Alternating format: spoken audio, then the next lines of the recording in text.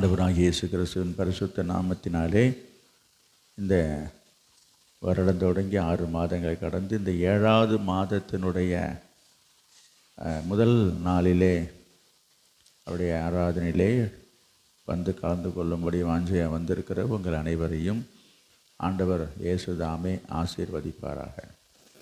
அல்லேலூயா, அல்லேலூயா, அல்லேலூயா. கர்த்தருக்கு மகிமை உண்டாகட்டும். கர்த்தர் நல்லவர், அவருடைய கிருபை என்றைக்கும் எப்பொழுதும் உங்கள் கூடவே இருப்பதாக. கர்த்தர் உங்களை ஆசீர்வதிப்பாராக. இந்த நாளிலே இந்த காலை ஜெபத்திற்கு பிரயாசம் எடுத்து வந்த உங்களையும் விசேஷமாக கர்த்தர் ஆசீர்வதிப்பாராக. எனவே இந்த மாதத்திற்கான ஆண்டவர் கொடுத்த வார்த்தையை நாம் கவனிப்போம். சங்கீதம் 147 அதிகாரம். சங்கீதம் 147 அதிகாரம் 11வது வசனம். தமக்கு பயந்து தமது கிருபைக்கு காத்திருக்கிறவர்கள் மேல் கர்த்தர் பிரியமாயிருக்கிறார். ஆமென். கர்த்தர் இந்த மாதத்தில் உங்களுக்கு சொல்கிற வார்த்தை என்னன்றதை இப்போ நான் சொல்கிறேன். கர்த்தர் பிரியமாக இருக்கிறார். கர்த்தர் உங்கள் மேல் பிரியமாக இருக்கிறார். இதுதான் ஆண்டவர் இந்த மாதம் உங்களுக்கு கொடுத்துருக்கிற வார்த்தை.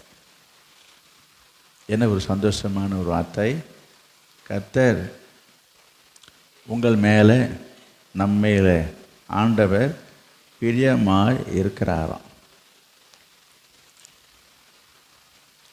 அவர் யார்? வேதத்தில் அவர் யார்? இங்கே சொல்லப்பட்டிருக்கிறது, கர்த்தர் தமக்கு பயந்து தமது கிருபைக்கு காத்து இருக்கிறவர்கள் மேல் கர்த்தர் பிரியமாக. யார் மேலே?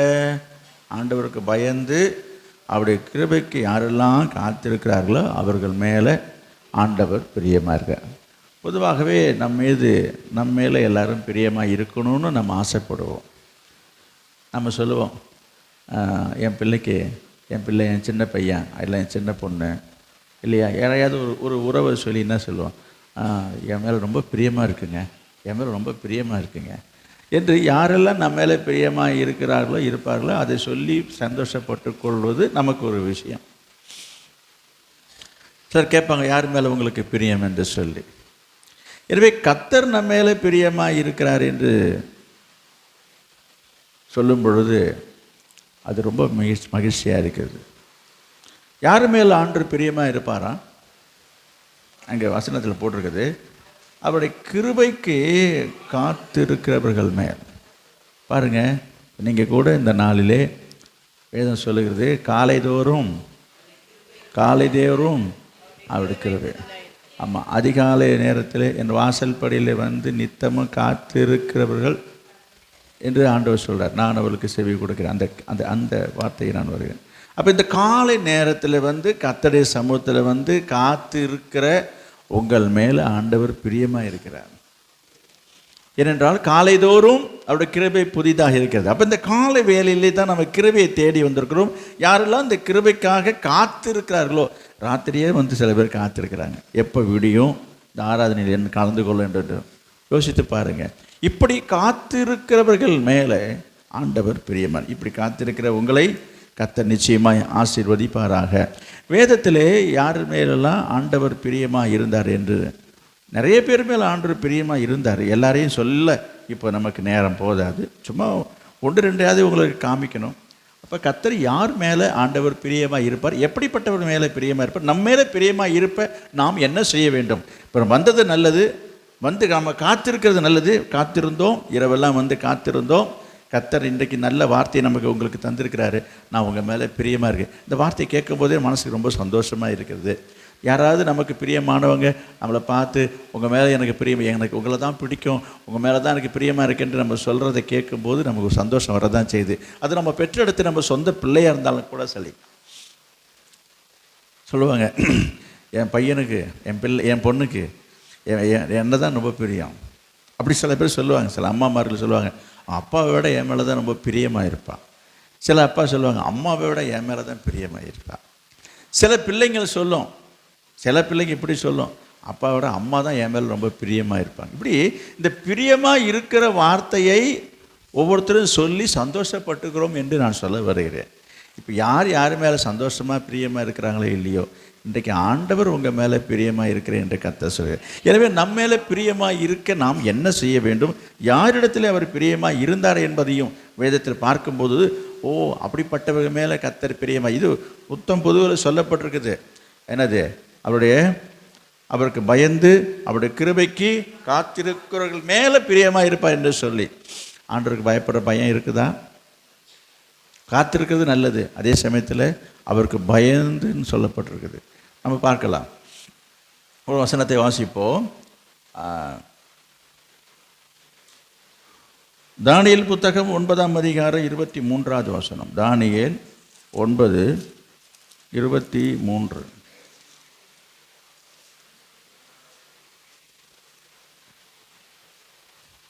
நீ மிகவும் பிரியமானவன், நீ மிகவும் பிரியமானவன், ஆதலால் நீ வேண்டிக் கொள்ள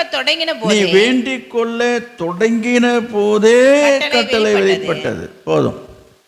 நீ மிகவும் பிரியமானவன். யாரு? தானியேல். ஆண்டவர் சொல்றது வார்த்தையை பாருங்க. அப்ப ஆண்டோடைய பார்வையில் பிரியமாய் வாழ்ந்தவர்கள் பலர் உண்டு வேதத்திலே.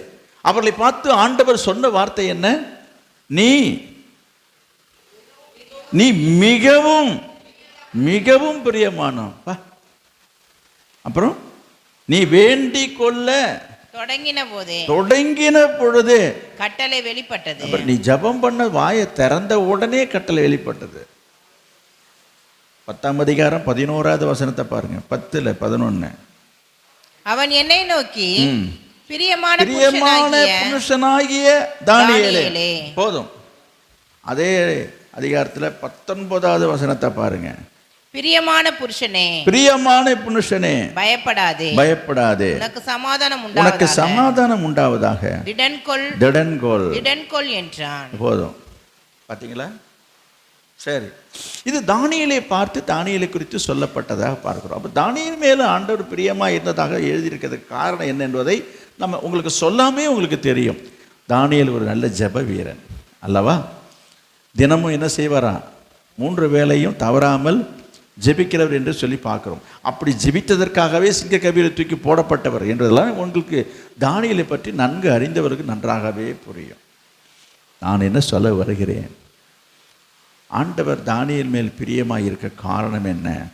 அவர் நல்ல ஜெப வீரன். அப்போ ஜெபிக்கிறவர்கள் மேல் ஆண்டவர் பிரியமாக இருப்பார். புரியுதா நான் சொல்கிறது? நான் இன்னும் சில வசனத்தை உங்களுக்கு காட்டணும். நீதிமொழிகள் 15ஆம் அதிகாரம் 8வது வசனம். நீதிமொழிகள் 15:8.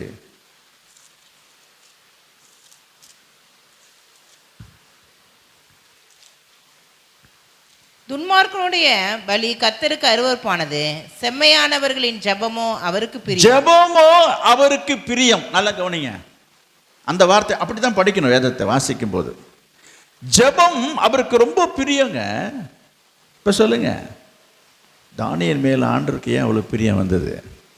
அவர் நல்லா ஜெபிக்கிறார். நான் உங்களுக்கு சொல்கிறேன், நீங்கள் நல்லா ஜெபிக்கிறீங்க, நல்ல ஜெபம் பண்ணுறவங்களாம் இருக்கீங்க. அப்போ கர்த்தரவங்க மேலே, ஜெபிக்கிறவங்க மேலே கர்த்தர் என்னவா இருப்பார்? ஆமாம், அதில் என்ன சந்தேகம்? ஜெபமோ அவருக்கு பிரியம். அப்போ ஆண்டவருக்கு பிரியமானது எது என்று சொன்னால், ஆண்டவரோடு நேரம் செலவிடுவது. நல்லா கவனிங்க, ஆண்டவரோடு நேரம் செலவிடுவது, ஆண்டவரோடு நெருங்கி பழகுவது, ஆண்டவரோடு பேசுவது, அதுதான் ஜெபம். அப்படி இல்லாமல் இன்றைக்கி நிறைய பேர் ஆண்டவருக்கு நேரம் கொடுக்கறதுக்கு நேரம் இல்லைன்றாங்க. ஆண்டவர் கொடுத்த நேரத்தை வாங்கிக்கிட்டு நேரம் இல்லை ஆண்டவருக்கு.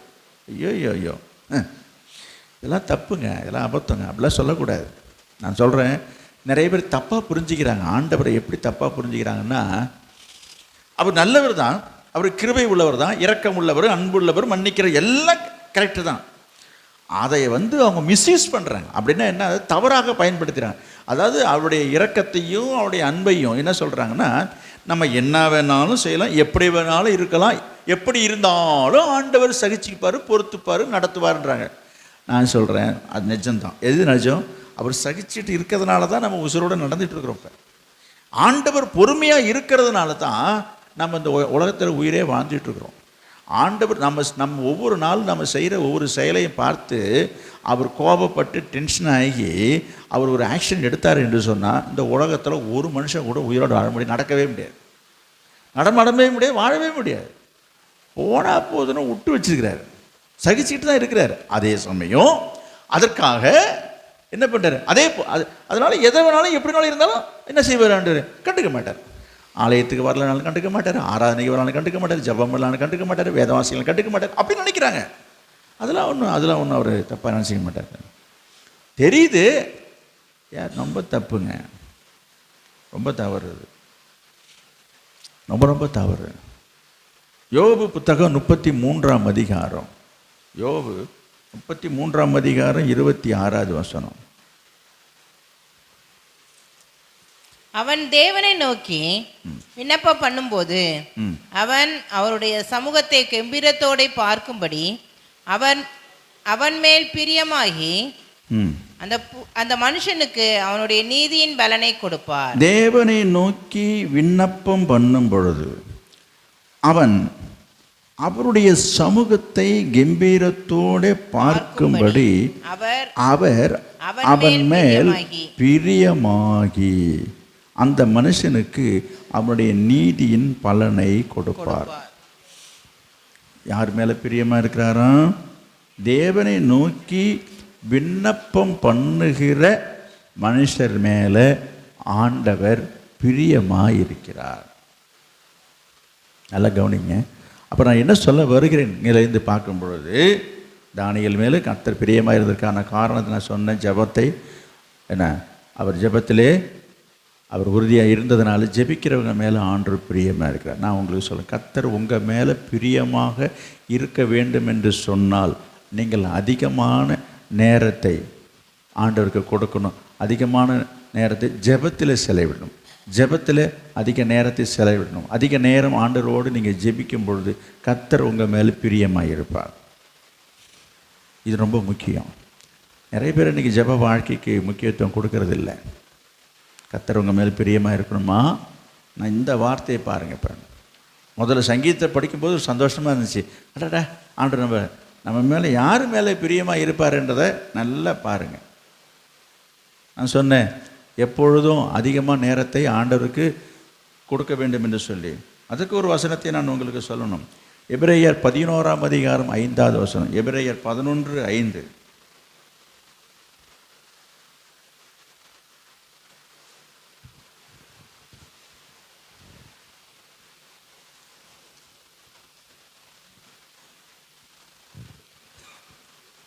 விசுவாசத்தினாலே ஏனோக்கு மரணத்தை காணாதபடிக்கு எடுத்துக்கொள்ளப்பட்டான். தேவன் அவனை எடுத்துக்கொண்டபடியினால் அவன் காணப்படாமல் போனான். அவன் தேவனுக்கு பிரியமானவன் என்று அவன் எடுத்துக்கொள்ளப்படுவதற்கு முன்னமே சாட்சி பெற்றான். என்ன சாட்சி? தேவனுக்கு பிரியமானவன் என்று அவன் சாட்சி பெற்றானா? யார் அவன்? ஏனோக்கு. நான் சொன்ன தானியேலை சொன்னேன். இப்போ பாருங்க, ஏனோக்கு பார்க்குறோம். ஏனோக்கு எப்படிப்பட்ட சாட்சி பெற்றதாக பார்க்கிறோம்?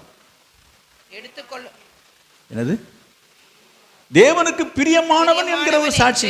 நான் சொல்கிறேன் உங்களை எல்லாருக்கும், நமக்கு அப்படி ஒரு சாட்சி வேணுங்க.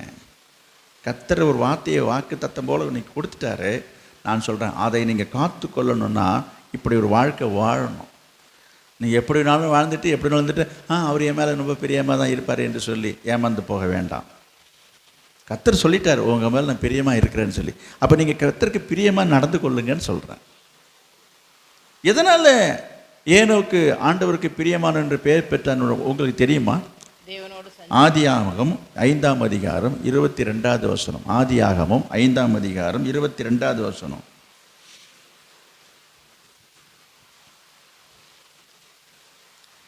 ஏனோக்கு மெத்துசலாமை பெற்ற பின் தேவன் 300 வருஷம் தேவனோடு சஞ்சரித்து கொண்டிருந்து குமாரரையும் குமாரத்திகளையும் பெற்றான். என்னது? ஏனோக்கு என்ன செய்தான் போட்டிருக்கு? 300 வருஷம் தேவனோடு சஞ்சரி. அவனோட வாழ்நாள் 365ன்னு சொல்லியிருக்கோமே மேல வசனங்கள. ஏனோக்கு 60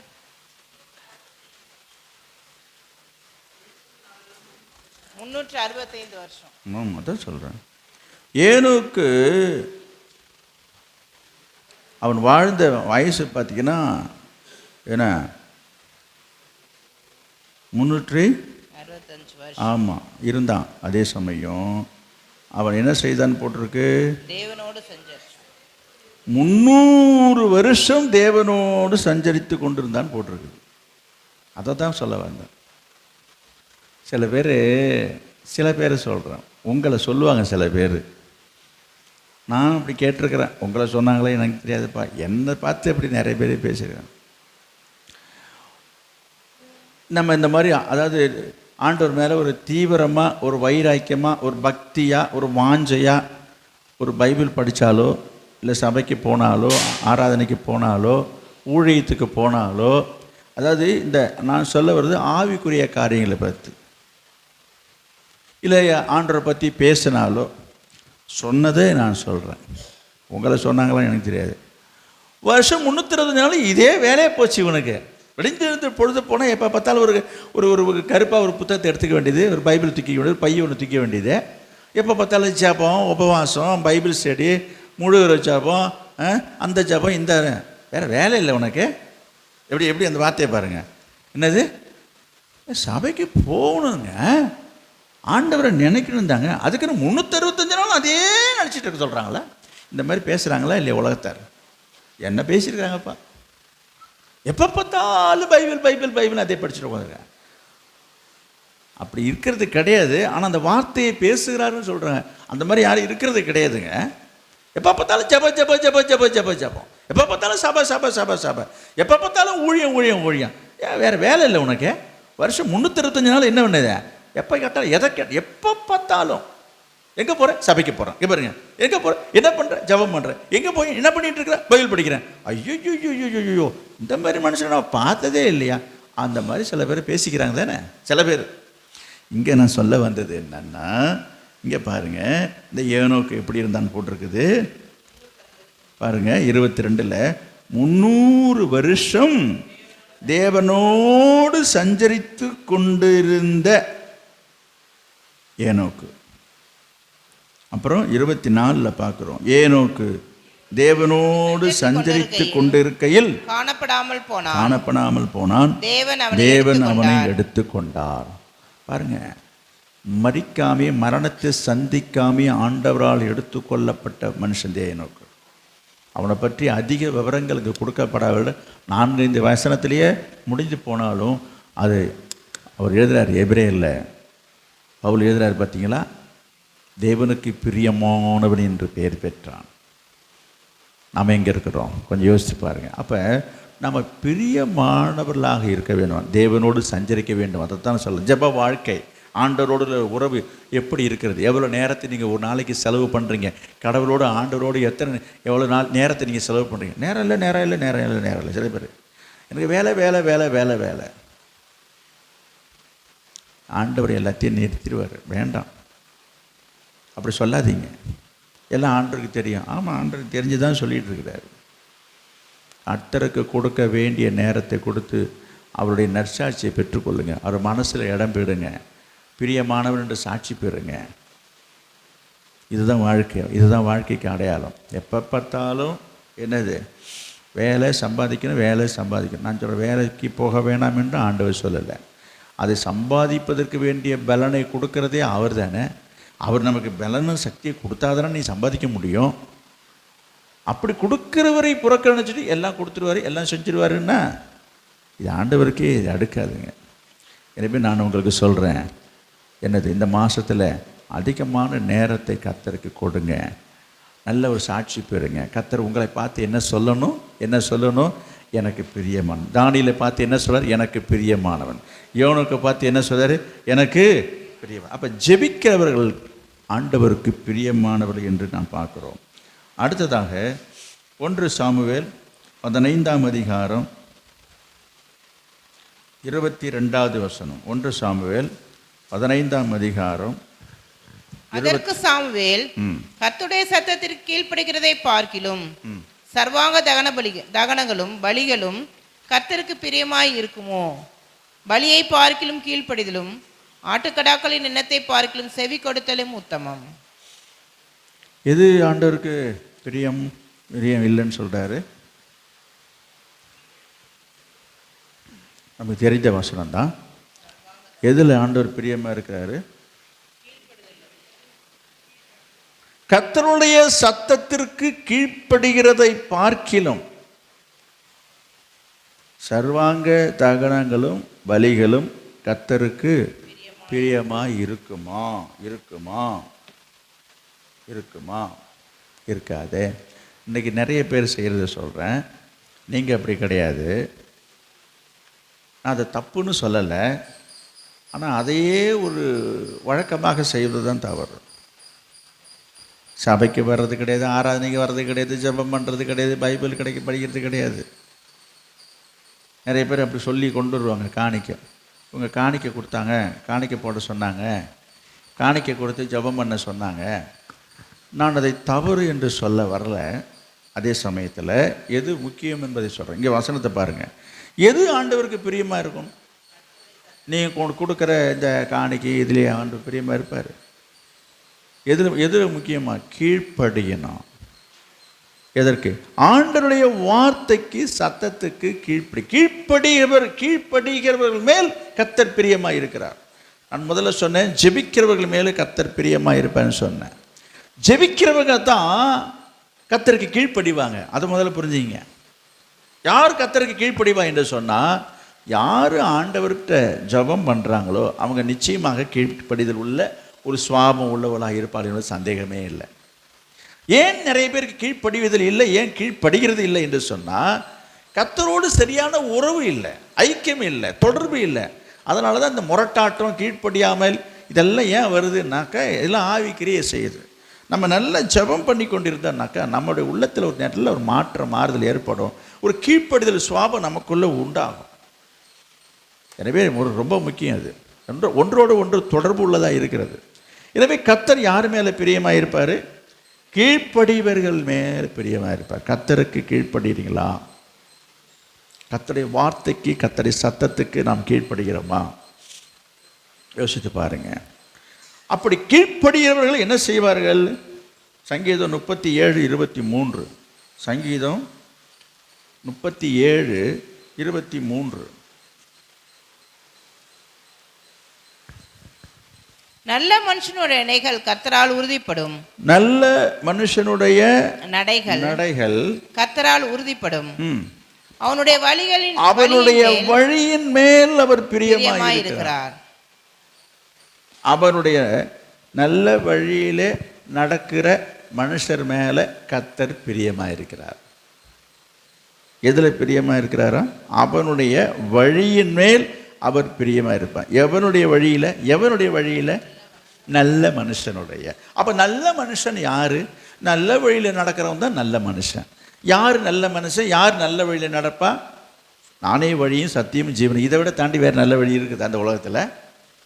ஆண்டவரை பின்பற்றி ஆண்டவருடைய வழியிலே நடக்கிறவன் தான் நல்ல மனுஷன். ஆண்டவரை பின்பற்றாமல் நடக்கிறவங்களாம் நல்ல வழியில் நடக்கிறவன்னு சொல்ல முடியாது. இயேசு சொன்னார், நானே வழியும் சத்தியம் ஜீவனும். இந்த வழி, இதுதான் நல்ல வழி. பூர்வ பாதைகளில் நின்று கேட்டு விசாரித்து நல்ல வழி என்று எது என்று கேட்டு அதிலே நடவுங்கள் இருக்குது. நல்ல வழி எங்கே இருக்குது? இயேசு காட்டின வழி தான் நல்ல வழி. சரி, இந்த வழிகளிலே நடக்கிறவர்கள் மேலே கர்த்தர் என்ன செய்வாராம்? சரிங்க, நல்ல வழி. என்ன நல்ல வழி? யார் நல்லவங்க? நீதிமொழிகள் 12:22. நீதிமொழிகள் 12:22. உண்மையாய் நடக்கிறவர்களோ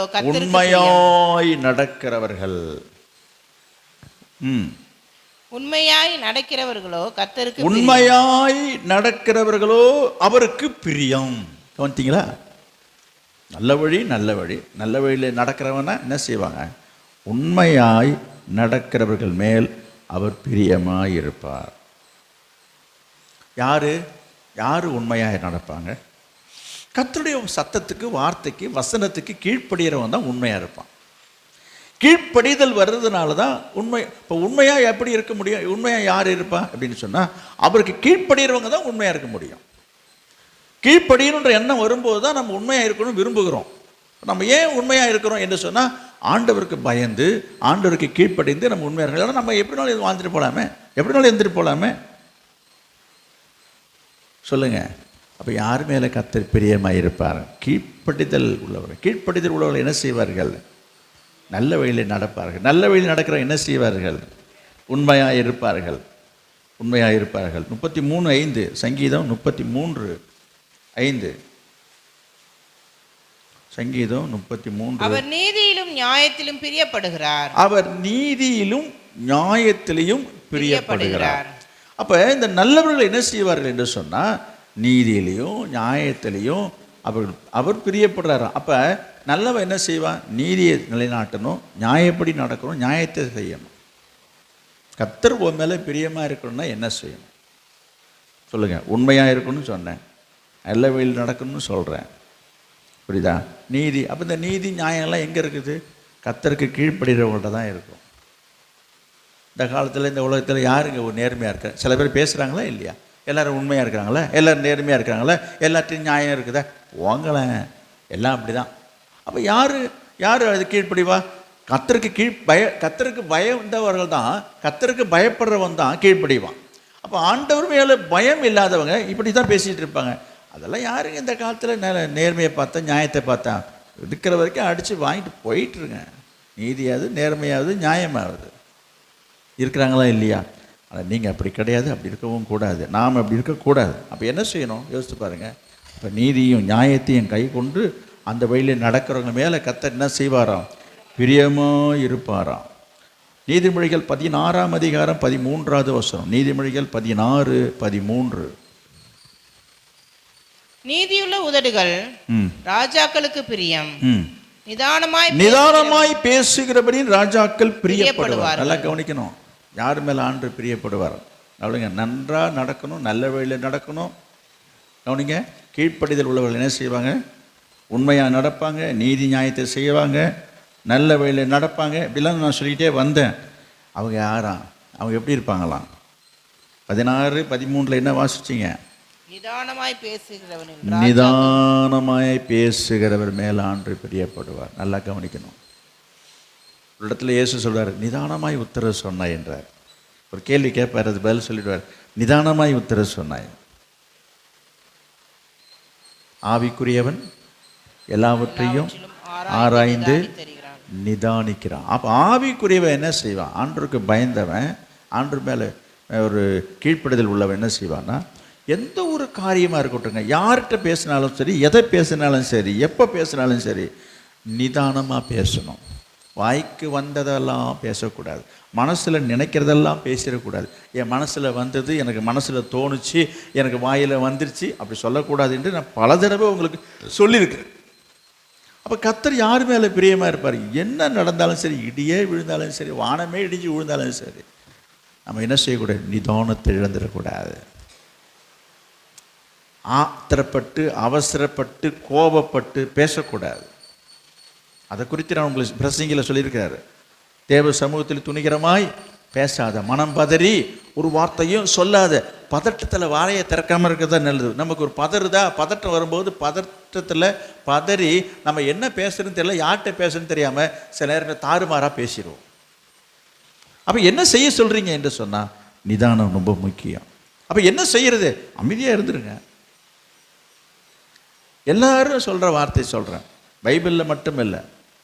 கோபம் வரும்பொழுது நமக்கு ஒரு கோபம் வருது என்ன வந்துருச்சு. இப்போ நம்ம கோபமாக இருக்கும். கோபம் வரும்போது, கோபமாக இருக்கும்போது பேசாமல் இருக்கிறது நல்லது. கோபத்தில் தான் பேசும்போது பேசுகிறவங்க பேசும்போது என்ன செய்கிறாங்க, என்ன பேசுகிறது அவங்களுக்கே தெரியாது. நான் உங்களுக்கு நன்மை சொல்கிறேன். கோபத்தில் பேசுகிறோன்னா வார்த்தைகள் தாறுமாறாக நமக்கு தெரியாமலே நம்ம கண்ட்ரோல் இல்லாமே வருது. அதனால தான் நம்ம வேகமாக ஆவேசமாக பேசக்கூடாது. எதுவானாலும் நல்லா நிதானித்து பொறுமையாக பேசுவோம். அவங்க பேசுகிற வார்த்தைகள் கேட்கும்போது சில பேருக்கு டென்ஷன் ஆகி கொதிச்சு போய், என்னங்க பொறுமையாக பேசிகிட்டு இருக்கேன் அவன்கிட்ட போய் சொல்கிறாங்கல்ல, என்ன அவங்கள்ட்ட போய் பொறுமையாக என்ன பேசுகிறது? நான் சொல்கிறேன், அவனை பார்க்காதீங்க. நம்ம கர்த்தர் நம்ம மேலே பிரியமாக இருக்கணும்னா நம்ம நிதானமாக தான் பேசணும். யோசித்து பாருங்கள். அதுக்கு இயேசு நல்ல ஒரு முன்னுதாரணம். அவரை டென்ஷன் ஆக்கிறதுக்குன்னே பேசுகிறான் பாருங்க. நீ தேவனுடைய குமாரனை ஆனால் இறங்கி வான்னா அவள் எவ்வளோ அப்படி ஒரு டென்ஷனாக இருக்கும். அவன் நம்மளை பார்த்து இப்படிலாம் பேசுகிறான்னு அவர் அழட்டிக்கவே இல்லை. பக்கத்தில் இருக்க கல்வன் சொல்கிறான், பொன்னனையே ரசித்துக்களை எங்களை என்னனையே பண்ண போகிறேன்ற. அதெல்லாம் கேட்கும்போது அப்படியே நம்ம சொல்கிறோம்ல, நமக்கு அப்படியே ரத்தம் கொதிக்குதுன்னு, இந்த மாதிரிலாம் டென்ஷன் ஆகும். ஆனால் ஆண்டவர் வாயை திறக்கலை. இதெல்லாம் நமக்கு முன்மாதிரியா சார். இன்றைக்கி நான் உங்களுக்கு சொல்கிறேன், இதெல்லாம் நம்மளால் முடியாதுலாம் சொல்லாதீங்க. கர்த்தருடைய துணையோட நாம் இருக்கும் பொழுது கர்த்தர் உங்கள் மேலே, அப்படிப்பட்டவங்க மேலே கர்த்தர் என்ன செய்வாராம்? பிரியமாக இருப்பாராம். எனவே கீழ்ப்படிதல் உள்ளவர்கள் இருக்கும் பொழுது கர்த்தர் உங்கள் மேலே பிரியமாக இருப்பார். கொலேசியர் 3:20. கொலேசியர் 3:20.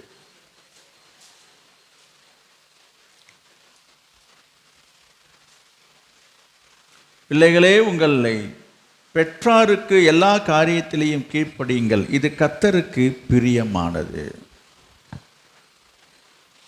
எது பிரியமானது? பிள்ளைகள் கீழ்ப்படிதலை பற்றி நான் சொல்லிட்டு வரேன். நிறைய குடும்பத்தில் சில வீட்டில் பிள்ளைகள் பெற்றோருக்கு கீழ்ப்படுகிறது இல்லை. இன்ற காலகட்டத்தில் அப்படி தான் இருக்கிறாங்க. பிள்ளைங்களாம் கீழ்ப்படிய மாட்டது. ஆண்டவர் ஏற்றுக்கொண்ட ரட்சிக்கப்பட்ட பிள்ளைகள் இதற்கு முதலாவது இந்த வசனத்துக்கு கீழ்ப்படையணும். பிள்ளைகள் பெற்றாருக்கு கீழ்ப்படிவது. யாருக்கு கீழ்ப்படுகிறது? ஆண்டவருக்கு பிரியமாக இருக்குது. நான் சொன்ன முதல்ல ஆண்டவருக்கு கீழ்ப்படையணும். நல்லா கவனிங்க, ஆண்டவருக்கு நம்ம கீழ்ப்படையணும். அவருடைய சத்தத்துக்கு, அவருடைய வசனத்துக்கு கீழ்ப்படையணும். அவருடைய வசனம் தான் சொல்லுது, உன்னை பெற்ற பெற்றோருக்கு கீழ்ப்படியன்று. இதுவும் அவருடைய வசனம் தான். அந்த வசனத்தில் என்ன சொல்கிறார் அவர்? ஐயா, எனக்கு கீழ்ப்படியது மட்டுமில்லை, ஆண்டவர் சொல்கிறாரு உங்கள் பெற்றோருக்கும் கீழ்ப்படிங்க. அப்படி கீழ்ப்படிவது மீது கீழ்ப்படிவது யாருக்கு பிரியமாக இருக்கிறது? கர்த்தருக்கு பிரியமாக இருக்கிறது. நான் பிள்ளைகளுக்கு நான் சொல்கிறேன், என்ன செய்கிறீங்க? உள்ளார் என்ன பண்ணுறீங்க?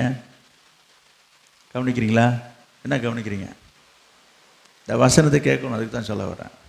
பெற்றோருக்கு கீழ்ப்படையணும், அது ஆண்டவருக்கு பிரியமானது. கர்த்தர் உங்கள் மேலே பிரியமாக இருக்கிறோன்னா உங்கள் பெற்றோருக்கு கீழ்ப்படியணும். அதே இதில் நீங்கள் இன்னும் மேலே பார்த்தீங்கன்னா 18வது வசனம், மனைவிகளே கர்த்தருக்கு ஏற்கும்படி உங்கள் புருஷருக்கு கீழ்ப்படியுங்கள். புருஷர்களே, சரி, அது என்ன சொல்ல? கீழ்ப்படிதலை பற்றி சொல்லலாம். பிள்ளைகள் பெற்றோருக்கு கீழ்ப்படியணும், மனைவிகள் புருஷனுக்கு கீழ்ப்படியணும். ஒட்டுமொத்தமாக எல்லாரும் சேர்ந்து கர்த்தருக்கு நம்ம கீழ்ப்படியணும். கர்த்தருக்கு நம்ம கீழ்ப்படிவது ஆண்டவருக்கு பிரியமானது மட்டும் இல்லை, கர்த்தர் அவர்கள் மேலே பிரியமாக இருக்கிறார். சங்கீதம் 149வது அதிகாரம். சங்கீதம் 100. அடுத்ததாக யார் மேலே கர்த்தர் பிரியமாக இருப்பார்னு சொல்லி பார்க்க. சங்கீதம் 149:4. கர்த்தர் தம்முடைய ஜனத்தின் மேல் பிரியம் வைக்கிறார். கர்த்தர் தம்முடைய ஜனத்தின் மேலே பிரியமாக இருக்கிறார். என்னங்க அதான் இவ்வளோ நேரம் சொல்லிட்டு இருக்கேன். அப்புறம் தம்முடைய ஜனம்னா யார்? ஆண்டவர் அவருடைய ஜனங்கள் தன் ஜனத்தின் மேலே பிரியமாக இருக்கிறாரோ. அவருடைய ஜனங்கள் யார்? வேதம் சொல்லுகிறது இஸ்ரேல் ஜனங்கள். இஸ்ரேல் என்பது தேவனாலே தெரிந்து கொள்ளப்பட்ட ஜனம் என்பதை நாம் பழைய ஏற்பாட்டில் வாசிக்கிறோம். ஆதி காலங்காலமாகவே ஆண்டவருடைய ஜனம் என்று அழைக்கப்படுகிறது. பாருங்கள், வேதத்தில் எடுத்து வாசிக்கிறதுக்கு நேரமில்லை, நானே சொல்லிடுறேன், எழுதி கொள்ளுங்கள். என்னாகமத்தில் 27ஆம் அதிகாரத்தில் முதல் வசனம் பார்த்தீங்கன்னா, இஸ்ரவேலை ஆசீர்வதிப்பதே கர்த்தருக்கு பிரியம். அப்போ யாரை ஆண்டவரை ஆசீர்வதிக்க பிரியப்படுறாரு? யார் மேலே பிரியமாக இருந்தாலும் இஸ்ரவேல். இஸ்ரவேல்ன்றதுனா தேவனால் தெரிந்து கொள்ளப்பட்ட ஜனங்கள். அது உங்களுக்கு தெரியும் தானே? பாருங்கள், இப்படி தெரிந்து கொள்ளப்பட்டு அவர்களை தான் ஆசீர்வதிக்கணும்னு சொல்லி அவங்க மேலே பிரியமாக இருந்த தேவன், பிரியமாக இருக்கிறேன் என்று சொன்ன தேவன், அவங்கள தான் ஆசீர்வதிப்பேன் என்று சொன்ன தேவன் 1 கொரிந்தியர் 10:5 நீங்கள் பார்த்தீங்கன்னா வேறு மாதிரி ஆயிடுச்சுங்க கதை. 1 கொரிந்தியர் 10:5 பாருங்கள். அப்படி இருந்தும் அவர்களில் அதிகமான பேரிடத்தில் தேவன் பிரியமாக இருந்ததில்லை. இருக்கா உங்கள் பைபிளில்? எப்படி இருந்தோம்? அவங்கள தான் ஆசீர்வதிப்பேன், அவங்க மேலே தான் நான் பிரியமாக இருப்பேன் அப்படின்னு ஆண்டவர் சொன்னது உண்மைதான். ஆனால் என்ன செய்யலை? என்ன எழுதியிருக்குது இல்லையா உங்கள் பைபிளில்? அப்படி இருந்தும் அவர்களில் அதிகமான பேரிடத்தில் தேவன் பிரியமாக இருந்தது, ஆதலால் வனாந்திரத்தில் அழிக்கப்பட்டான். ஏன் தெரியுமா உங்களுக்கு? ஏன் அழிக்கப்பட்டாங்க?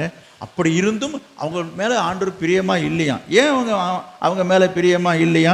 அது கீழே எழுதியிருக்குது, அவர்கள் விக்கிரக ஆராதனைக்காரர் ஆனார்கள், அதுபோல் நீங்கள் ஆகாதீர்கள். அங்கே உள்ள வசனத்தை நான் சொல்லிகிட்டே வரேன். அவர்கள் ஒரு சிலர் வேசித்தனம் பண்ணினார்கள், நீங்கள் வேசித்தனம் பண்ணாமல் இருங்கள். ஒரு சிலர் கிறிஸ்துவை சிலர் பரீட்சை பார்த்தார்கள், நீங்கள் ஆண்டவரை பரீட்சை. இங்கே கீழே இங்கே இருக்குது 1 கொரிந்தியர் 10 தான் நான் படிச்சுட்டே வரேன், நேரம் போயிடுறதுனால. எங்கே வரீங்க? 1 கொரிந்தியர் 10ஆம் அதிகாரத்தில் தான் நான் 7லிருந்து சுருக்கமாக சொல்லிக்கிட்டே வரேன், குறித்து கொள்ளுங்க. பாருங்கள், பரீட்சை பாராதிருப்போமாக. அவர்களில் சிலர் 10ல் இருக்கு பாருங்க, முறுமுறுத்து அழிக்கப்பட்டார்கள், அதுபோல நீங்களும் முறுமுறுக்காது. அப்போ இந்த மாதிரி சில செயல்பாடுகளை செய்ததுனால ஆண்டவர் அவங்க மேலே பிரியமாக இல்லையா. இதுதான் பிரியமாக இல்லாததுக்கான காரணம். அப்படி இருந்தும் அவர்கள் அநேக இடத்துல பிரியமாக இல்லைன்னு, பிரியமாக இருந்தார், பிரியமாக இருக்குன்னு சொன்னார், அவங்கள தான் ஆசீர்வதிப்பேன்னு சொன்னார். இங்கே பார்க்குறோம், அப்படி சொல்லியும் அப்படி இருந்தும் ஒரு சிலர் பேரில் இல்லை.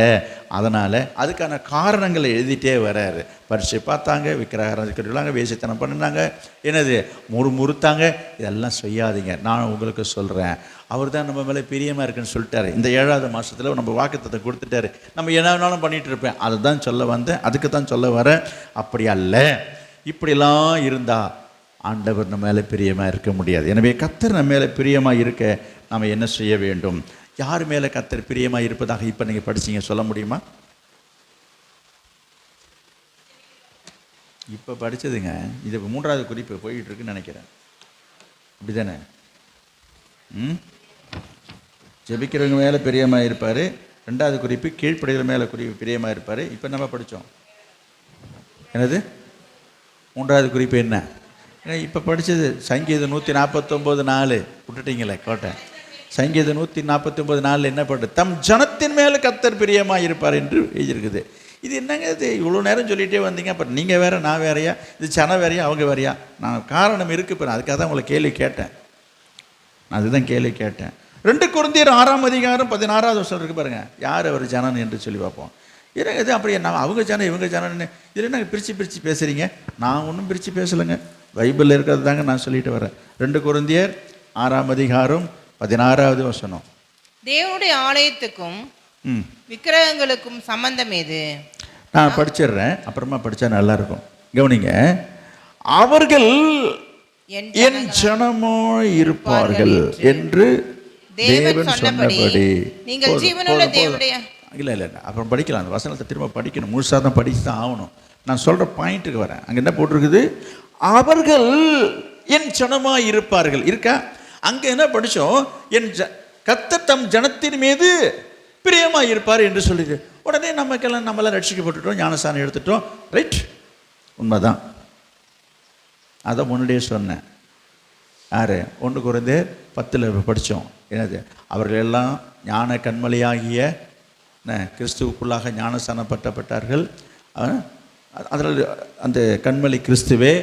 என்ன, அவர்களெல்லாம் வந்து செங்கடலுக்குள்ளாக ஞானஸ்தானம் பண்ணப்பட்டார்கள். இப்படிலாம் எழுதிட்டே வராரு. அப்படி இருந்தும் அவரிடத்தில் ஆண்டவர் பிரியமாக இல்லைன்றது தான் அங்கே சொல்லப்பட்டிருக்குது. அதுபோல் நீங்கள் ரட்சிக்கப்பட்டிருக்கலாம், ஞானஸ்தானம் எடுத்துருக்கலாம், அபிஷேகம் பெற்றுக்கலாம், எல்லாம் சரிதாங்க. கர்த்தர் நம்ம மேலே பிரியமாக இருக்கிறோன்னா, இங்கே இருக்க வசனத்துக்கு வருகிறேன் நான். இங்கே என்ன சொல்லப்பட்டிருக்குது? யார் மேலே பிரியமாக இருக்கு, யார் எப்படிப்பட்டவர்கள் மேலே, எப்படிப்பட்டவர்களை ஆண்டவர் என்னுடைய ஜனம் என்று சொல்கிறார் என்று எழுதியிருக்குது பாருங்கள். என்னது? அவர்கள் என் ஜனமாக இருப்பார்கள். எவர்கள்? இப்போ படித்தாதான் உங்களுக்கு புரியும் யார் எவர் என்னன்றதை பார்க்கலாமா? பாருங்க, அந்நிய நுகத்திலே அவிசுவாசிகளோட பிணைக்கப்படாது இருப்பதாக. நீதிக்கு அநீதிக்கு சம்பந்தம் ஏது? இருளுக்கும் ஐக்கியம் ஏது? கிறிஸ்துவுக்கு பேலியாளுக்கும் இசைவேது? அவிசுவாசியுடனே விசுவாசிக்கு பங்கு ஏது? தேவனுடைய ஆலயத்துக்கும் விக்கிரகங்களுக்கும் சம்பந்தம் ஏது? நான் அவர்களுக்குள்ளே வாசம் பண்ணி அவர்களுக்குள்ளே உலாவி அவர்கள் தேவனாய் இருப்பேன், அவர்கள் என் ஜனங்களாய் இருப்பார் என்று தேவன் சொன்னபடி நீங்கள் ஜீவனுள்ள தேவனுடைய ஆனபடியினால் நீங்கள் அவர்கள் நடுவில் இருந்து புறப்பட்டு பிரிந்து போய் அசுத்தமானதை தொடாதிருங்கள் என்று கர்த்தர் சொல்கிறார். அப்பொழுது நான் உங்களை ஏற்றுக்கொண்டு உங்களுக்கு பிதாவாய் இருப்பேன், நீங்கள் எனக்கு குமாரர் குமாரி இருப்பல் என்று சர்வ வல்லமை கர்த்தர். அப்பா, விளக்கமாக விலாவாரியாக அழகாக சொல்லிட்டாருங்க. அப்போ யார் அவருக்கு ஜனமா? சில நேரங்களில் சில தாய்மார்கள் சில பிள்ளைங்கள்ட்ட சொல்லுவாங்க, நான் சொல்கிறத கேட்டால், நான் சொல்கிறத செய்தா, நான் சொல்கிறபடி இருந்தினா, அப்போ தான் நீ என் பிள்ளை. இங்கே பாருங்க, ஆமாம், அவங்க பெற்ற பிள்ளை தாங்க, அவங்க பிள்ளை தான். அந்த வார்த்தைக்கு நான் வருகிறேன். நம்ம அப்படி சொல்கிறேன், நீ இந்த மாதிரிலாம் இருந்தினாக்க நீ என் பிள்ளைன்னு ஒன்று சொல்லிக்கிறதுக்கே எனக்கு கஷ்டமாக இருக்குது. தான் பிள்ளையை பார்த்து சில பெற்றோர்கள் சொல்கிற வார்த்தையை நான் கொண்டு வருகிறேன். இப்போ என்ன அர்த்தம்? அதே தான் ஆண்டவர் சொல்கிறார். நான் சொல்லுகிறதே, அதாவது அவர் சொல்லுறது கேட்டு கீழ்ப்படிந்து அவர் விருப்பத்தின்படி நடக்கிறவங்க தான் அவங்க பிள்ளைங்க. நியாயம் தானே? நீங்கள் அப்படி தானே சொல்கிறீங்க. நீலாம் இப்போ என் முகத்தில் முழிக்காது, நீலாம் என் பிள்ளையே இல்லை, நீ என் பிள்ளைன்னு சொல்லிக்கிறதுக்கு எனக்கு வெக்கமாக இருக்குது. எத்தனை பேர் அப்படி பேசுகிறத நீங்கள் பார்த்துருக்கேன். நீங்கள் பேசுகிறீங்களே எனக்கு தெரியாதுங்க, நான் உலகத்தில் பார்த்ததை தான் பேசிட்டு வரேன். அப்படி நம்ம சொல்கிறத பார்க்குறாமோ இல்லையா? சரி ஐயோ உன்னை போய் என் பையன் சொல்லிக்கிறதுக்கு எனக்கு கஷ்டமாக இருக்குது. அப்புறம் யார் பிள்ளையா? அதை தான் ஆண்டவர்னு சொல்கிறாரு. ஆண்டவர் தான் நம்மளை படைச்சவர். அதே தான் சொல்லி, அப்படி இருந்தா இப்படி இருந்தா நீ என் ஜனம். எப்படி இருந்தா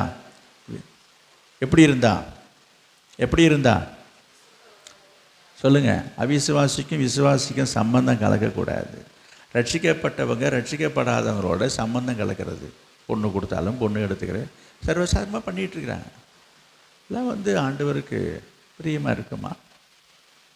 வசனத்தை தான் நான் சொல்லிட்டேன், என் ஜனம். அப்போ கர்த்தர் யார் மேலே பிரியமாக இருக்கிறார்? அவர் ஜனன்ற யார்? அப்பொழுது நீங்கள் என்னுடைய ஜனமாக. எப்பொழுது? இது போல் காரியங்களுக்கெல்லாம் நீங்கள் விலகி இருக்கணும், விக்கிரக ஆராதனைக்கு விலகி இருக்கணும். புரியுதுங்களா? இது போல் என்ன செய்யக்கூடாது, அவங்களோட நம்ம உறவு சம்பந்தம். இன்றைக்கி திருமண விஷயங்களே நிறைய பேர் என்னது காம்ப்ரமைஸ் பண்ணுறது. காம்ப்ரமைஸ் என்ன பண்ணுறதெல்லாம் பண்ணிவிட்டு ஒரு ஜபம் பண்ணிவிடுங்களேன். நான் பல தடவை சொல்லிவிட்டேன், எனக்கு என்னங்க இருக்குது, நான் ஒரு ஜபம் பண்ணிடுறேன், எனக்கு என்ன இதில், எனக்கு இன்னும் குறைஞ்சிட போகிறது கிடையாது. நான் ஜபம் பண்ணுறதுனால எனக்கு எதுவும் குறைஞ்சிடாது. புரியுதா? ஆனால் இந்த ஜபம் கேட்கப்பட்டு இந்த ஜபத்தினால உங்களுக்கு பலன் கிடைக்குமான்றது தான் எனக்கு தெரியல. பலன் கொடுக்குறவர் அவர். இந்த வசனம் இப்படி இருக்குது. அப்போ இந்த வசனத்தின்படி நீங்கள் ஆசீர்வதிக்கப்பட முடியுமான்றது தான் கேள்வி. இந்த ஆசீர்வாதம் கிடைக்குமா? கர்த்தர் மேலே பிரியமாக இருக்கு. ஒருவேளை நீங்கள் ஜெபித்தாலும் போனாலும் எதை வேணாலும் செய்யுங்க, கர்த்தர் உங்கள் மேலே பிரியமாக இருப்பாரா? நான் ஒன்று சொல்கிறேன், எத்தனை குடும்பங்களில் எத்தனை பெற்றோர்கள், எத்தனை வாலிப பிள்ளைகள் பெற்றோருக்கு எதிர்த்து அல்லது பெற்றோருக்கு விரோதமாக அல்லது பெற்றோருடைய சம்மதம் இல்லாமல் விருப்பம் இல்லாமல் திருமணம் செய்து கொண்டு வாழ்ந்துக்கிட்டு தான் இருக்கிறாங்க, இல்லைன்னு சொல்ல. அப்படிப்பட்டவர்கள் மீது பெற்றோர்களுக்கு ஒரு பிரியம் வருதா என்றதான் கேள்வி. என் பேச்சை கேட்காம என் இஷ்டத்துக்கு எல்லாம் இப்படி பண்ணிட்டாங்க, மனசு விட்டு போச்சுங்க. நான் சொல்ல வருது, ஒரு மனுஷனுக்கே இப்படிப்பட்ட ஒரு எண்ணங்கள் நமக்குள்ளே வருது, நமக்கே வருது. நம்முடைய விருப்பத்துக்கு மாறாக செயல்படும் போது நம்மால் அதை ஏற்றுக்கொள்ள முடியல. நான் இங்கே வருகிறேன், அப்போ ஆண்டவருக்கு விரோதமாக செயல்படுகிறதை ஆண்டவர் ஏற்றுக்கொள்வாரா? நம்மளே ஏற்றுக்கொள்ள முடியலையே. நான் திருப்பி சொல்கிறேன், சிலர் இந்த இடத்துல தான் என்ன பண்ணுறாங்க, பூசி மழுப்புறாங்க. அது ஐயோ அப்படிங்க, மனுஷனையும் கடவுளை எப்படிங்க ஒன்றா முடியும்? இல்லை, மனுஷன்லாம் அப்படி தாங்க இருப்பார். அவர் தெய்வங்க. யார்? நம்ம ஆண்டு. அவர் தெய்வங்க. ஆமாம், தெய்வம் தான் அவர். அப்புறம் என்னது, அவர் ரொம்ப இறக்கமுள்ளரு. இந்த மனுஷன் கிடக்குறாங்க. நான் சொல்கிறேன், இது யார்? இப்போ இங்கே எழுதியிருக்கிறது யார்? இங்கே எழுதி வச்சிருக்கிறது யார்? இது படிச்சிங்களே இப்போ யார்? இதை தான் நான் கேட்குறேன். இப்போ அப்பொழுது என் ஜனமாக இருப்பேன்னு சொல்லிருக்குது. அப்படின்னா இல்லை அர்த்தம், எப்பொழுது இருந்தால் எப்படி இருந்தால் அவர் ஜனமாக இருக்குவீங்கன்னு போட்டிருக்குது. விக்கிரக ஆராதனைக்கு விலகி இருக்கணும். அப்படிப்பட்டவரோடு நம்ம உறவு வைத்துக்கூடாது, ஐக்கியம் வைத்துக்கூடாது, தவறு. அவைகளை விட்டு விலகி இருந்தால் அப்போ தான் நீ என் சொன்னு சொல்கிறாரு. போய் உறவு வச்சுக்கிறது தவறு. உலகத்துக்கு ஒத்த வேஷம் தெரிக்கக்கூடாது.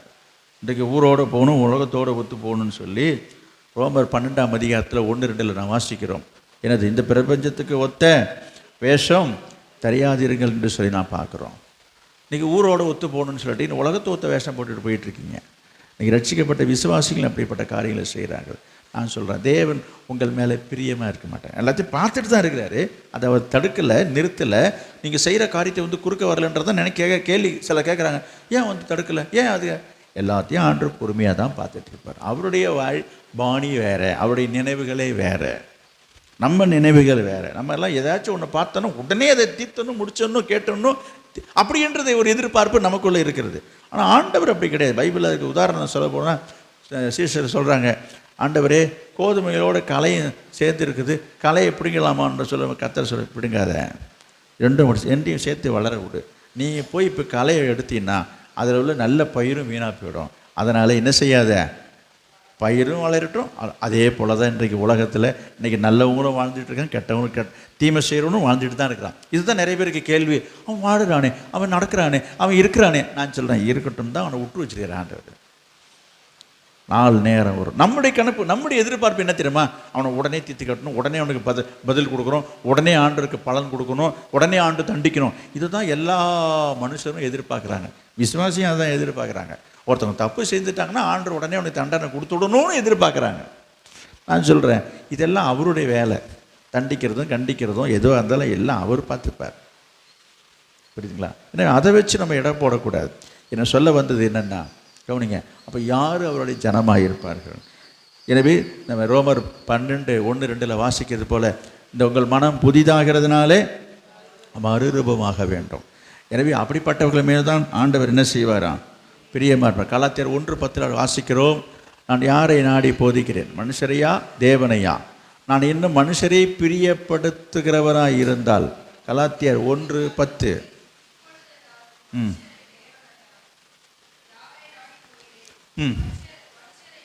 மனுஷரையா பிரியப்படுத்த பார்க்கிறேன்? நான் இன்னும் மனுஷனை பிரியப்படுத்துகிறவனாக இருந்தால்.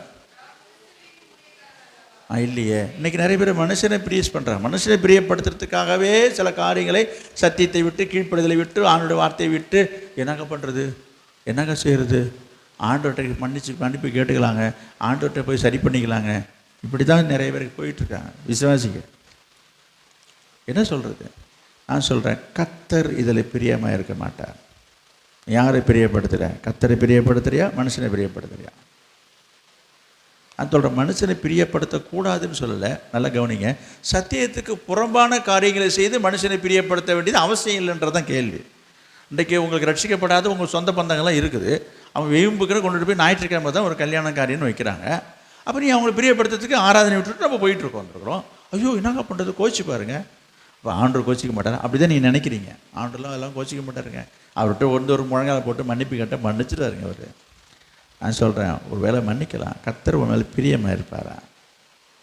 எத்தனை பேர் காரியங்களை கர்த்தருக்கு கொடுக்க வேண்டிய நேரத்தையும் காலத்தையும் முக்கியத்துவத்தை கொடுக்காம உலகத்துக்கு மனுஷனுக்கு கொடுத்துட்ருக்கீங்க. நான் திருப்பியும் சொல்கிறேன், அதோடு இதில் என்ன வேதனையான விஷயம்னா, கவனிங்க, ஞாயிற்றுக்கிழமை ஏதோ ஒரு காரியம் நடக்குதுங்க உங்கள் உறவில். அது எங்கே நடக்குது? அதை தான் இப்போ வேதனையாக இருக்குது. எங்கே நடக்குது? விக்கிரக கோயில் நடக்குது. அது ஞாயிற்றுக்கிழமை பார்த்து ஆராதனை நினைக்குதான். அவங்க விக்கிரகத்தை வழிபடுறவங்க, அவங்களுக்கு அதை பற்றி தெரியாது. ஒரு ரட்சிக்கப்பட்ட விசுவாசி உங்களுக்கு சொந்தமாக இருக்கலாம், நீ தாய் மாமனாக இருக்கலாம், இல்லை தகப்பு மாமனாக இருக்கலாம், நீ எந்த மாமாவை இருந்துட்டு போ. ஐயோ நாங்கள் தாங்க முக்கியம். செய்யலாமா? அன்னைக்கு பார்த்து தான் காதை குத்துவாங்க, அன்னைக்கு பார்த்து அப்புறம் மூக்கு குத்துவாங்க, அப்புறம் கடைசியாக பார்த்து உங்கள் முதுகலையும் குத்துவாங்க. அவங்க உலகத்தை செஞ்சுட்டு போகிறாங்க. நீ யாரை பிரியப்படுத்த பார்க்குற? இப்போ வசனம் படிச்சிங்களே, நீ மனுஷரையா தேவனையா? கர்த்தரை பிரியப்படுத்தணும். அப்படிப்பட்டவங்கள தான் கர்த்தர் என்ன சொல்லுவார்? ஏஞ்சானோ அப்படின்னு சொல்லிக்க ஆசைப்படுறியா? இல்லைங்க நான் உலகத்தான் தாங்க, நான் ஊரோடு இருந்துட்டு போயிடுறேங்க, வாழ்ந்துட்டு போகிறேங்க, நான் ஊர் ஜனன்னு சொல்கிறீங்களா? இன்றைக்கு இந்த காரியத்தில் சில விசுவாசிகளுக்கு ஒரு தெளிவு இல்லை. எப்படி வேணாலும் இருந்துக்கலாம், அட்ஜஸ்ட் பண்ணிக்கலாம்னு நினைக்கிறாங்க. தப்பு. இதில் நான் சொல்கிறேன், நோ காம்ப்ரமைஸ். அதாவது இதில் இந்த சமாதானம் ஆகிக்கிறது, இதில் சரிப்பட்டது, அந்த வேலைக்கே இடம் கிடையாது. இதில் நம்ம தெளிவாக இருக்கணும். வேறு பிரித்து எடுக்கப்பட்டவர் சொன்னால் அதில் நம்ம உறுதியாக இருக்கணும். நம்ம இங்கே வசனம் படித்தோம், இந்த 2 Corinthians 6 இப்போ படித்தோம் பாரு, நீ அவர்களை விட்டு விலகின்னு இருக்கான். நம்ம அதுலேருந்து விலகி தான் இருக்கணும். ஐயோ உறவு போயிடுமே, சொந்தம் போயிடுமே, கோச்சிப்பாங்களே, எனக்கு நிறைய நான் மொய் வச்சுட்டேனே, எனக்கு அது போயிடுவேன், இது போயிடுவேன். நான் பல வழிமுறை சொல்லிட்டேன். புரியுதா? எப்போ கர்த்தருக்கு கொடுக்க வேண்டிய நேரத்தையும் முக்கியத்துவம் கொடுத்துட்டு அதுக்கப்புறம் போய் பாரு. எப்போ முடிஞ்சதுக்கப்புறம் போய் பாரு. அந்த கோயிலே தான் போய் நின்று அந்த காரியத்தை கலந்துக்கிட்டு வரணுமா? நான் கேட்குறேன். இதெல்லாம் சரியில்லை. கர்த்தர் இதில் கோபமாக இருப்பார். முடிஞ்சதுக்கப்புறம் முன்னாடியே போய் என்ன பண்ணுங்க, நீ என்ன கொடுக்குறோமோ போய் கொடுத்துட்டு வந்துட்டு போங்க, செய்யணுமோ செஞ்சுட்டு போங்க, வானான்னு சொல்லியே. அப்போ தான் செய்யணுமா? அன்றைக்கி தான் ஞாயிற்றுக்கிழமை தான் செய்யணுமா? ஆராதனையில் தான் செய்யணுமா? அதுக்கெல்லாம் நீங்கள் இடம் கொடுக்கவே கூடாது. அவங்க என்ன வேணாலும் நினச்சிட்டு போட்டோம். இப்படி நீங்கள் செய்தீங்கன்னா கர்த்தர் உன் மேலே பிரியமாக இருப்பார். நான் சொல்கிறது புரியுது அவங்களுக்கு? நீங்கள் அவங்கள பிரியப்படுத்த பார்க்குறீங்க, அவங்க கோச்சிப்பாங்க, அவங்க வருத்தப்படுவாங்க, அவங்க மேலே மனஸ்தாபம் வரும். ஏன் நீ எப்படி நினைக்க? நீ இப்படி நினைக்க அந்த உறவே அத்து போயிடும். நீ கர்த்தருக்கு முக்கியத்துவம் கொடுத்து பாருங்க, கர்த்தரை கனம் பண்ணுங்க. புரியுதா? ஏன்னா ஒரு வசனம் எனக்கு ஞாபகத்துக்கு வருகிறது. நீதிமொழிகளில்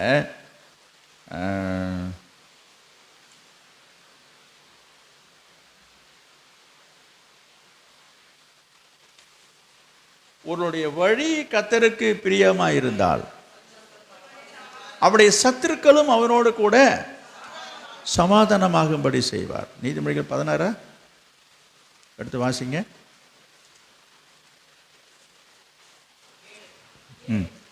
ஒருவனுடைய வழிகள் கர்த்தருக்கு பிரியமாயிருந்தால் அவனுடைய சத்துருக்களும் அவனோட சமாதானமாகும்படி செய்வார். ஆமாங்க, நீதிமொழிகள் 16:7 குறிச்சுக்கொள்ளுங்க. உங்களுடைய வழி ஆண்டவருக்கு பிரியமாக இருந்தால் உங்களுடைய எதிரி, விரோதி, சத்துருக்கள் கூட உன்னோட வந்து சமாதானம் ஆகிடுவாங்களாம். நல்லா புரிஞ்சுங்க. ஐயோ அவன் கோச்சிட்டு போயிடுவாங்கன்னு, ஐயோ ஏன் அப்படி ஏன் பயப்படுற? நீ கர்த்தருக்கு பிரியமாக இருந்து கர்த்தருக்கு கீழ்ப்படைந்து வசனத்தின்படி நடந்தேன்னா தானாக வருவான். இந்த விசுவாசம் நிறைய பேருக்கு இல்லைன்ற, அதனால தான் ஓடுறாங்க, அதுக்கு தான் அவங்கள பிரியப்படுத்த பார்க்குறாங்க. இதெல்லாம் சத்தியத்தை நீங்கள் புரிஞ்சிக்காமல் படிக்காமல் வசனம் தெரியாமல் தான் தடுமாறுறாங்க.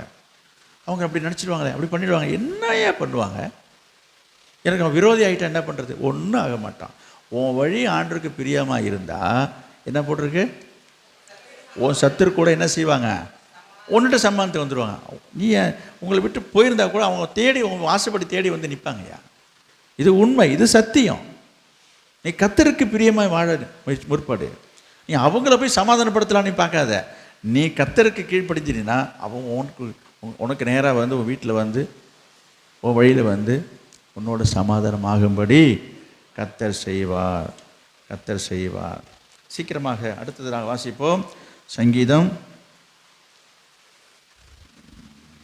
2 கொரிந்தியர் 9:7. சீக்கிரமாங்க. 2 கொரிந்தியர் 9:7. 2 கொரிந்தியர். அவனவன் விசனமாயும் அல்ல கட்டாயமாயும் அல்ல, தன் மனதில் நியமித்தபடியே கொடுக்க கடவன்.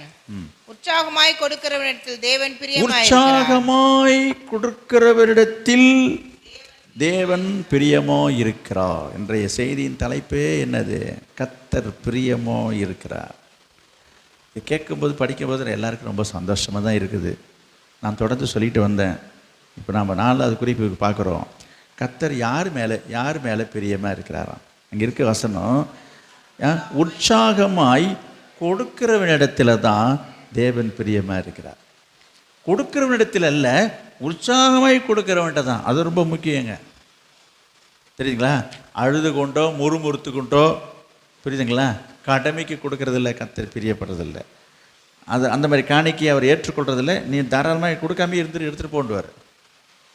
நீ இந்த மாதிரி மூஞ்சை தொங்க போட்டுக்கிட்டு நீ மூஞ்சை இழுத்து வச்சுட்டு வேறு வழி இல்லை, வம்பு எப்பா கொடுக்கலாம் விட மாட்டான் போல் இருக்குது, தொல்லையாக இருக்குது, அப்படிலாம் நினச்சி கொடுக்கணும்னு அவசியம் கிடையாது. நீனே வச்சுக்க. அதே சமயம் சிலர் இந்த காரியம் புரியல, அப்படியா அப்படின்ட்டு கொண்டு வச்சுட்டு போயிடும். வச்சுங்க. ஏன்னா யார் மேலே பிரியமாக இருப்பார்? உற்சாகமாக கொடுக்கிறவிடத்தில் கர்த்தர் பிரியமாக இருக்கிறார்.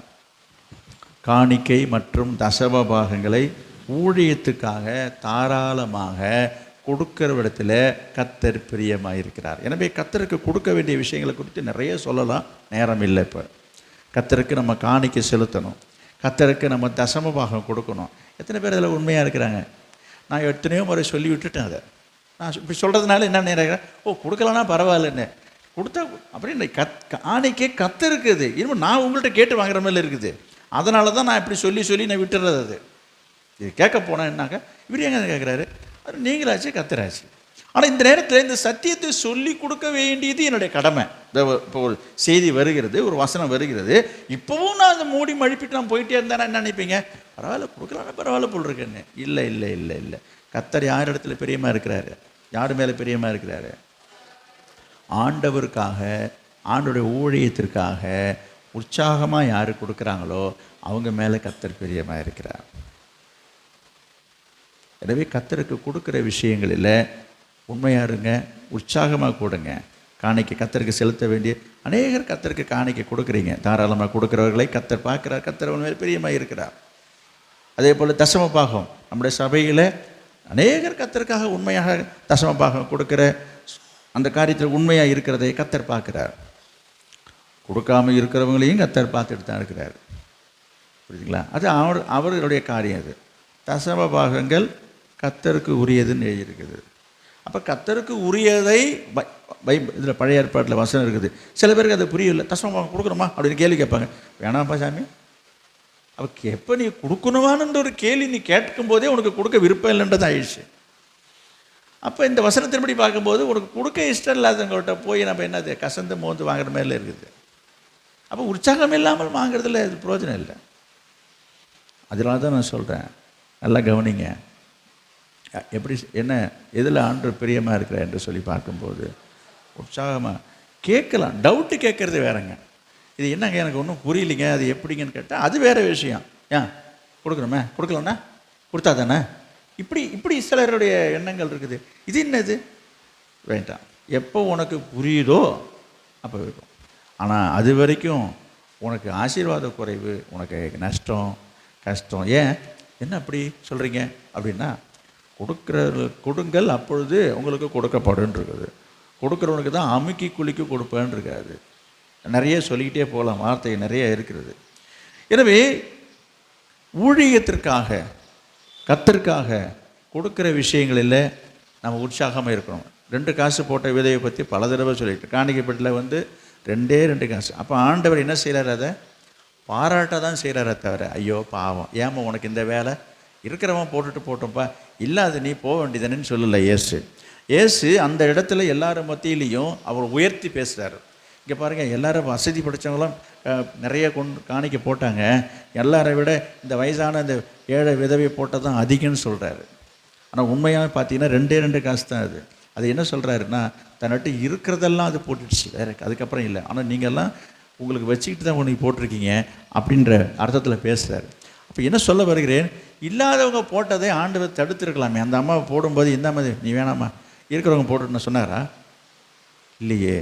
இருக்கிறவங்களோ இல்லாதவங்களோ, நீங்கள் வசனம் நீங்கள் கொரிந்தியர் பட்டணத்தில் பார்க்கும்போது என்னது, அந்த சபையார் என்ன செய்கிறாங்க, மிகுந்த கொடிய தரித்திரத்திலையும் ஆண்டவருக்காக என்ன செய்தார் என்று சொல்லி பார்க்க போட்டிருக்கோம். 2 கொரிந்தியர் 8ஆம் அதிகாரத்தில் இருக்குது வசனம். மக்கத்துணை நாட்டு சபைகளுக்கு தேவன் அளித்த கிருபையை உங்களுக்கு அறிவிக்கிறேன். அவர்கள் மிகுந்த உபத்திரவத்திலையும் சோதிக்கப்படுகள் கொடிய தரித்திரம் உடையவர்களாய் இருந்தும் தங்கள் பரிபூர்ண சந்தோஷத்தினாலே மிகுந்த உதாரத்தமாய் கொடுத்தார்கள். 2 கொரிந்தியர் 8ஆம் அதிகாரம் 2வது வசனத்தை தான் நான் வாசித்தேன். எழுதி வைத்துக்கொண்டு நீங்கள் அப்புறமா பாருங்கள். மேலும் அவர்கள் தங்கள் திராணிக்கு தக்கதாகவும் தங்கள் திராணிக்கு மிஞ்சியும் கொடுக்க தாங்களே மனது உள்ளவர்களாக இருந்தார் என்பதற்கு நான் சாட்சியாக இருக்கிறேன். பாருங்க, அவங்களோட தகுதிக்கு மீறி கொடுக்குறாங்களாம், திராணிக்கு மேலே கொடுக்குறாங்களாம். இன்றைக்கி எங்கள்கிட்ட இதுதாங்க இருக்குது, இவ்வளோதாங்க இருக்குது. ஒரு சிலரை கர்த்தர் பார்க்குறார், ஒரு சிலர் இருக்கிறாங்க. நமக்கு அவங்கெல்லாம் கொடுக்கும்போது பார்த்தீங்கன்னா, ஐயோ என்ன இவங்க இவ்வளோ கொடுக்குறாங்களே, நானே ஆச்சரியப்படுவேன். பாவம் அவங்களே கஷ்டப்படுறாங்களே, இவங்க எப்படி அப்படி யோசிப்பேன். நான் கேட்க மாட்டேன், நான் மனதில் நினைக்கிறது நான் சொல்கிறேன். இருக்கிறவங்க கொடுக்கும்போது தெரியுது, சரி அவங்களுக்கு வருமானம் இருக்குது, நான் தாராளமாக கொடுக்குறாங்க, ஓகே. ஆனால் இல்லாத நிலையில் கொடுக்குறாங்களே, அப்படிப்பட்டவர்களையும் கர்த்தர் சபையில் வச்சிருக்கிறார், இருக்கத்தான் செய்கிறார்கள். கர்த்தர் அவர்கள் மேலே தான் பிரியமாக இருப்பார் என்பது சந்தேகமே இல்லை. அப்போ ஆண்டவரும் காசு கொடுக்குறவங்க மேலே தான் பிரியமாக இருப்பாரா? இப்படிலாம் அதை கொச்சப்படுத்தி அதை நீங்கள் நினைப்பீங்கன்னு சொன்னால் உங்கள் காணிக்க காசை அவர் திருப்பி கூட பார்க்க மாட்டார். அதனால் இப்படிலாம் அது கீழ்த்தரமாக அர்த்தத்தில் கொண்டுட்டு வந்துடக்கூடாது. அப்போ கர்த்தர் கொடுக்கறது எதுக்காக? இங்கே பாருங்கள், அங்கே எங்கே படித்தோம், 2 கொரிந்தியர் 9:7 தானே? ஆமாம், 9:7 தானே படிச்சிங்க. அதில் பாருங்கள், அதில் பாருங்கள், இன்னும் இருக்குது பாருங்கள். பின்னும் நான் சொல்லுகிறது என்னவெனில் 6 சிறுக விதைக்கிறவன் சிறுக அறுப்பான், பெருக விதைக்கிறவன் பெருக அறுப்பான். புரியுதுங்களா? அதனால் திரும்பியும் நான் சொல்கிறேன், இதெல்லாம் கொடுக்கறத பற்றி நிறைய எங்கள் பைபிளில் எழுதியிருக்குது. அதில் அருமை கொடுத்தவங்களுக்கு தான் அந்த அருமை புரியும். கொடுக்குறவங்களுக்கும் கொடுத்தவங்களுக்கும் கொடுக்கணும்னு மனசு இருக்கிறவங்களுக்கும் கொடுத்து சிவந்த கரங்களுக்கும் கொடுத்து ஆண்டோடது பெற்றுக்கொண்டவங்களுக்கு மட்டும்தான் இந்த ருசி புரியுமே தவிர, இன்னும் இந்த காரியத்தில் ஒரு திடம் இல்லாமல் தெளிவில்லாதவங்களுக்கு இந்த காரியம் புரியவே புரியாது. அது ஆண்டவர் தான் உங்களுக்கு புரிய வைப்பார். புரியுதுங்களா? கொடுக்குற விஷயங்களை இன்னொரு காரியத்தை நான் சொல்லணும். எபிரேயர் 13:16 பாருங்க, எபிரேயர் 13:16. மேலும்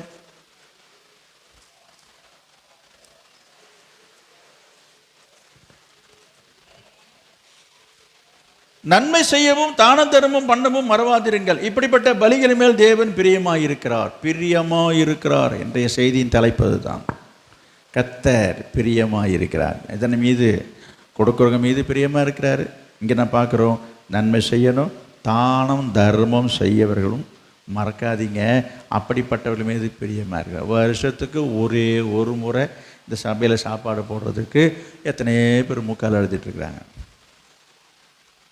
புரியல. ஆனால் அதே சமயத்தில் நான் பார்த்துருக்குறேன், எத்தனையோ பேர் ரொம்ப கஷ்டத்தில் இருப்பாங்க, ரொம்ப வறுமையில் இருப்பாங்க.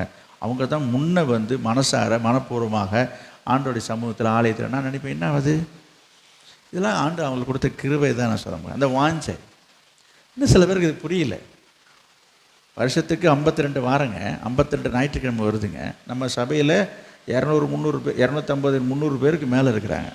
அதில் அப்படியே நம்ம அப்படியே கூட்டி கழித்து ஒரு குடும்பமாக வரதெல்லாம் கணக்கு பண்ணி சின்ன பிள்ளைங்களை வாலிப பிள்ளைங்களை எல்லாத்தையும் நீக்கி அப்படி இப்படிமா நீக்கி ஒரு 100 எடுத்துக்கோங்க. அட 100 விட்டுடுங்க, 52 பேரே இல்லையா? நான் அதை தான் வரப்பேன். நம்ம சபையில் விசுவாசி இருக்கிறாங்க, 52 வீட்டை நான் சொல்கிறேன். ஒரே வீட்டிலேருந்து 4 பேர் வராங்க, அதை நான் சொல்லலை. அது ஒரு குடும்பம் ஒன்று, கவனிங்க. அப்படி இந்த எண்ணிக்கையில் பார்க்கும்போது விசுவாசிகள் பெருகி இருந்தாலும் நான் சொல்கிற குடும்பம் என்கிற பெயரில் வரும்போது 52 பேர் இல்லாமல் இருக்கிறாங்க. எத்தனை பேர் வருஷத்துக்கு ஒரு தடவை சாப்பாடு போடுறாங்க சொல்லுங்க பாப்பா? பாதிக்கு பாதி பேர் தான். மீதி வாரெல்லாம் போராட வேண்டியதாக இருக்குது அவங்கள்ட்ட. அவங்களுக்கு தெரியல என்ன போட்டிருக்கு வசனம் பாருங்கள். அன்றியும் நன்மை செய்யவும் தானம் தர்மம் பண்ணவும் மறவாதிருங்க, இப்படிப்பட்ட பலிகள் மேலே. அப்போ இதன் மேலும் ஆண்டவர் பிரியமாக இருக்கிறாரு. இதனை தெரிந்து இதை புரிந்து ஆர்வத்தோடு செய்கிறவங்களாம் இருக்கிறாங்க. ஒவ்வொரு முறையும் வருஷத்துக்கு ஒரு முறை போடுற நல்ல சாப்பாடு போடணும்னு சொல்லி எப்படிலாம் செய்கிறாங்க பாருங்கள். என்ன செய்கிறது? கர்த்தர் நிச்சயமாக அந்த இப்படிப்பட்ட காரியங்கள் மேலே பிரியமாக இருப்பார். இந்த உண்மையை புரிஞ்சுக்கிட்டாங்கன்னா நம்ம சபையில் நீயா நானும் போட்டி போட்டுட்டு சாப்பாடு, ஏன்னா அவ்வளோ பேர் இருக்கிறாங்க நம்மள்கிட்ட, 52 வாரமே போதாதுங்க. ஆனால் ஒரு வருஷத்துக்குள்ளே அந்த சாப்பாடு போடுறதுக்குள்ள போதும் ஆகிடுதுங்க. நான் இந்த வருஷத்துக்கு ஒரு முடிவுக்கு வந்துட்டேன், ஆண்டு கொடுத்தா போடுவோம், இல்லையா ஒரே போட்டு போயிடுவோம். சும்மா அவங்கள்ட்ட போய் நீ போடுன்னு கேட்குறது எனக்கு சங்கடமாக இருக்குது. சொல்லியாச்சு, விட்டாச்சு. ஆனால் கர்த்தர் நடத்திட்டு தான் வராரு. நான் நினைப்பேன் ஒவ்வொரு வாரமும் எப்படின்னு நடத்திட்டு வராரு. அவர் நடத்திட்டோம், அது அவருடைய ஊழியம், அவருடைய காரியம் இது. எனவே நாம் இந்த காரியத்திலையும் நாம் என்ன செய்யணும்? எப்படிங்க இந்த விஷயத்தில் சில பேர் ஒரு குழப்பம் என்னது, இந்த காணிக்கையை தசமபாகத்தை கொண்டுட்டு போய் தானம் தர்மம் பண்ணிட்டாக்கா சரியாக போச்சான். ஏங்க அது வேறு இது வேறுன்றது சில பேருக்கு புரியறது இல்லை. இப்போ என்ன படித்தோம்? கர்த்தருக்கு உற்சாகமாக காணிக்கை கொடுக்குறோன்னு இருக்குது. அது காணிக்கை கொடுக்கறதுன்றது வேறு. ஆனால் அந்த காணிக்கையை கொடுக்காம அந்த காணிக்கையை நிறுத்தி தானம் தர்மம் பண்ணிட்டு போயிட வேண்டியது. நாங்கள் எதை செஞ்சோம், நாங்கள் எதாவது ஒன்று செஞ்சிட வேண்டியதுன்னு இதன் மேலே. அப்போ அது என்ன ஆகுது? அப்போ அது என்ன ஆகுது? கர்த்தருக்கு கொடுக்குற விஷயம் என்ன ஆகுது? புரியல அவங்களுக்கு புரியல. கர்த்தருக்கு காணிக்கை கொடுக்கணும், தசமபாகம் கொடுக்கணும், அதே சமயத்தில் உன்னுடைய திராணிக்கு தகுந்தாறு போல் தானம் தர்மமும் பண்ணணும். இதையும் பண்ணணும் அதையும் பண்ணணுமா? உனக்கு இஷ்டம் இருந்தால் பண்ணுங்க, உனக்கு மனசு இருந்தால் செய்யுங்க, விருப்பம் இருந்தால் செய்யுங்க. அந்த வசனம் என்ன படித்தோம்? அவனவன் விசனமாயும் அல்ல கட்டாயமாக அல்ல. இது மூஞ்சி தொழிலாம் நிற்க வேணா, இன்னும் ரொம்ப போச்சு கட்டாயமான அந்த வரியெல்லாம் கிடையாது. மனப்பூர்வமாக செய்யுங்க. எப்போ உனக்கு மனசு வருதோ செய்யுங்க. எனக்கு மனசு வரலையா வச்சுங்க, நீங்களே வச்சுங்க. என்னைக்கு உனக்கு மனசு வருதோ அன்றைக்கி செய்யும். ஆனால் இதுதான் சத்தியம். நல்ல மனசில் பதிய எழுதி வச்சுங்க. சத்தியம் இதை தான். கர்த்தர் கொடுக்குறவங்க மேலே உற்சாகமாக கொடுக்குறவங்க இடத்துல தான் பிரியமாக இருக்கிறார். எனவே கொடுங்கள், கர்த்தர் அப்பொழுது உங்களுக்கு கொடுப்பார். கடைசியாக ஒரு குறிப்பு சொல்லி நான் முடிக்கிறேன். கடைசியான ஒரு குறிப்பு ரோமர் 14:18 வசனம். ரோமர் 14:18. ரோமர் 14:18. கிறிஸ்துவுக்கு ஊழியம் செய்கிறவன் தேவனுக்கு பிரியனும் மனுஷரால் அங்கீகரிக்கப்பட்டவனுமாயிருக்கிறான். நல்லா கவனிங்க. கிறிஸ்துவுக்கு ஊழியம் செய்கிறவன் தேவனுக்கு பிரியன். அப்போ ஆண்டவருக்கு ஊழியம் செய்கிறவர் மீது ஆண்டவர் பிரியமாயிருப்பார். கர்த்தர் உங்கள் மேல் பிரியமாக இருக்கணும்னா நீங்கள் ஆண்டவருக்கு ஊழியம் செய்யணும். 1 சாமுவேல் 2ஆம் அதிகாரம் 26வது வசனத்தில் பார்த்தீங்கன்னா சாமுவேலை குறித்து எழுதப்பட்டிருக்கிறது. அவன் பெரியவராக இருந்து கர்த்தருக்கும் மனுஷருக்கும் பிரியமாக நடந்தான் என்று எழுதியிருக்கிறது. 1 சாமுவேல் 3ஆம் அதிகாரத்தில் முதல் வசனத்தை நீங்கள் பார்த்தீங்கன்னா இந்த சாமுவேல் என்ன செய்தார் என்று எழுதியிருக்கிறது. படிங்க பார்ப்போம் சீக்கிரம். சாமுவேல் என்கிற பிள்ளையாண்டான். என்னது? சத்தமாக படிக்கல, கேட்கல.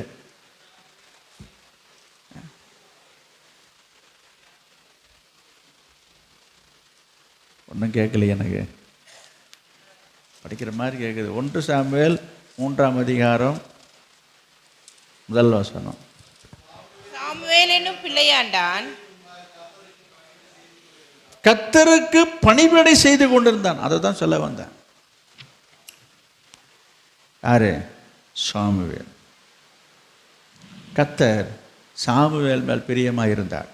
அங்கே நான் பார்க்குறோம் சாமுவேல் எப்படி நடந்ததான்னு போட்டிருக்கிறாரு. கர்த்தருக்கும் மனுஷருக்கும் பிரியமாய் நடந்து கொண்டான். 1 சாமுவேல் 2:26 நாம் பார்க்குறோம். புரியுதுங்களா? இப்போ சொல்ல வந்தது என்ன, ஆண்டவருக்கு ஊழியம் செய்யணும் என்று சொல்லும்போது அந்த சாமுவேல் என்கிற பிள்ளையாண்டான் என்ன செய்தான்? கர்த்தருடைய ஆலயத்தில் இருந்தான். அவன் பணிவிடை செய்து கொண்டு இருந்ததுனால தான் ஆண்டவர் சாமுவேல்கிட்ட பேசினதை வாசிக்க நேரம் இல்லை. நீங்கள் தொடர்ந்து பார்த்தீங்கன்னா தெரியும். அவன் போய் அங்கே ஆலயத்தில் தங்கியிருக்கும்போது படுத்திருக்கும்போது ஆண்டவர் வந்து கூப்பிட்றாரு, சாமுவேலே சாமுவேலேன்னு. இவன் ஏதோ வந்து அந்த ஏலி தான் கூப்பிட்றான்ட்டு போய் அங்கே போய் நின்றுட்டு என்ன செய்கிறான்? ஐயா கூப்பிட்டீங்களான்னு. ஐயோ நான் கூப்பிடலையே. போய் திரும்ப படுக்கிறான். திரும்பி ஆண்டவர் கூப்பிட்றாரு, திரும்பி கூப்பிட்றாரு. இதெல்லாம் நம்ம வேதத்தில் படிச்சிருக்கோம், தெரிஞ்ச ஒரு சம்பவம். நான் சொல்ல வந்த விஷயம் என்ன, கர்த்தர் அவர் மேலே பிரியமாக இருந்து பாருங்கள். யார்கிட்டையும் அவர் பேசாமல் சாமுவேல்கிட்ட பேசுகிறார். சாமுவேல் பேர் சொல்லி கூப்பிட்றதெல்லாம் நம்ம பார்க்குறோம். அவன் எதனால்? கர்த்தருடைய ஆலயத்தில் தங்கி அவன் என்ன செய்தான் என்று இருக்குது. ஏலிக்கு முன்பாக கர்த்தருக்கு பணிவிடை செய்து கொண்டிருந்தான். நான் உங்களுக்கு சொல்கிறேன், கர்த்தருக்கு ஊழியம் செய்யுங்க, கர்த்தர் உங்கள் மேலே பிரியமாக இருப்பார். சாமுவேல் மேலே கர்த்தருக்கு ஒரு பிரியம் வந்ததுனால தான் ஆண்டவர் சாமுவேலை பேரை சொல்லி கூப்பிட்றாரு. ஆண்டவரே கூப்பிட்றாரு. இது ஏலிக்கு ஆச்சரியமாக இருக்குது. ஒரு ஆசாரியன் அங்கே இருக்கிறான், அவனை கூட பேரை சொல்லி கூப்பிடலை, ஆண்டவரனோட பேசுகிறார். இதெல்லாம் நம்ம வாசிக்கிறோம் தானே. நான் உங்களுக்கு சொல்கிறேன், ஆலயத்தில் வந்து பணிவிடை வேலைகளை செய்யுங்க. ஆலயத்தில் பணிவிடை செய்கிற வேலைகளை செய்கிற குறித்து போட்டி பொறாமை இதில் வேற என்னென்னமோ நடக்குதுங்க. கர்த்தருடைய வேலையை சந்தோஷமாக செய்யுங்க. கர்த்தர் உங்கள் மேல் பிரியமாக இருப்பார். கர்த்தருடைய ஆலயத்தில் செய்கிற எந்த வேலையாக இருந்தாலும் சரி, அது கர்த்தருடைய ஊழியம் என்பதை நீங்கள் உற்சாகமாக செய்தீங்கன்னா கர்த்தர் உங்கள் மேல் பிரியமாக இருப்பார். சாமுவேல் மேல் பிரியமாக இருந்த கர்த்தர். எனவே நான் உங்களுக்கு சொல்லி முடிக்க வேண்டிய விஷயம் என்னென்னா, ஆண்டவருக்கு ஊழியம் செய்யுங்க, ஆலயத்தில் ஊழியம் செய்யுங்க, ஆத்தும ஆதாயம் செய்யுங்க. எசேக்கியேல் 18:23 பார்த்தீங்கன்னா, துன்மார்க்கன் அழிந்து போவது கர்த்தருக்கு பிரியமில்லை என்று எழுதியிருக்கிறது. வாசிக்க நேரமில்லை, எழுதி கொள்ளுங்க. துன்மார்க்கன் அழிந்து போகிறது எனக்கு பிரியம் இல்லை, அவன் மனம் திரும்புவது அல்லவா எனக்கு பிரியம் என்று சொல்கிறார். அப்போ ஆண்டோடைய பிரியம் என்னவென்று சொன்னால், ரட்சிக்கப்படாத ஜனங்கள், ஆண்டவர் அறியாத அவிசுவாசிகள் மனம் திரும்பணும், ரட்சிக்கப்பட வேண்டும் என்று தேவன் பிரியமாக இருக்கிறார். அப்போ இந்த காரியத்துக்கு நீங்கள் என்ன செய்தீங்க, என்ன செய்கிறீங்க, என்ன செய்ய போகிறீன்றதான் முக்கியம். இன்றைக்கி நம்ம மெத்தனமாக வாழ்ந்து கொண்டிருந்தால் கர்த்தர் உங்கள் மேல் பிரியமாக இருக்க மாட்டார். நான் சொல்ல வருகிறது, கர்த்தருக்கு ஊழியம் செய்யணும், ஆத்துமாக்களை ஆதாயம் பண்ணணும். உங்களால் முடிந்த வரைக்கும், இயன்ற வரைக்கும் ஆண்டவரை பற்றி, இயேசுவை பற்றி, சுவிசேஷ சத்தியத்தை சொல்லுங்க.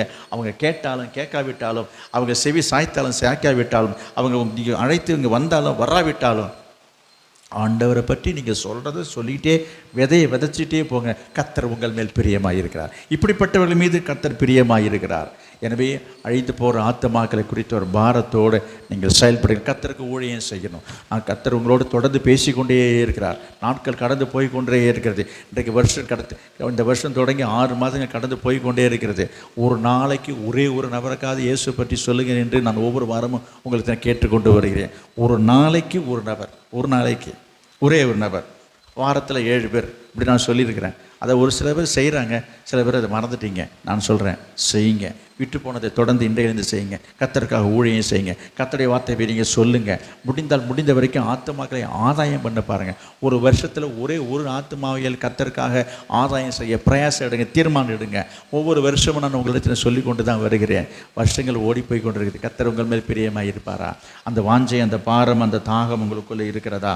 இந்த யோசித்து பாருங்கள். எனவே கர்த்தருக்காக ஊழியம் செய்வர்கள் மீது கர்த்தர் பிரியமாயிருப்பார்.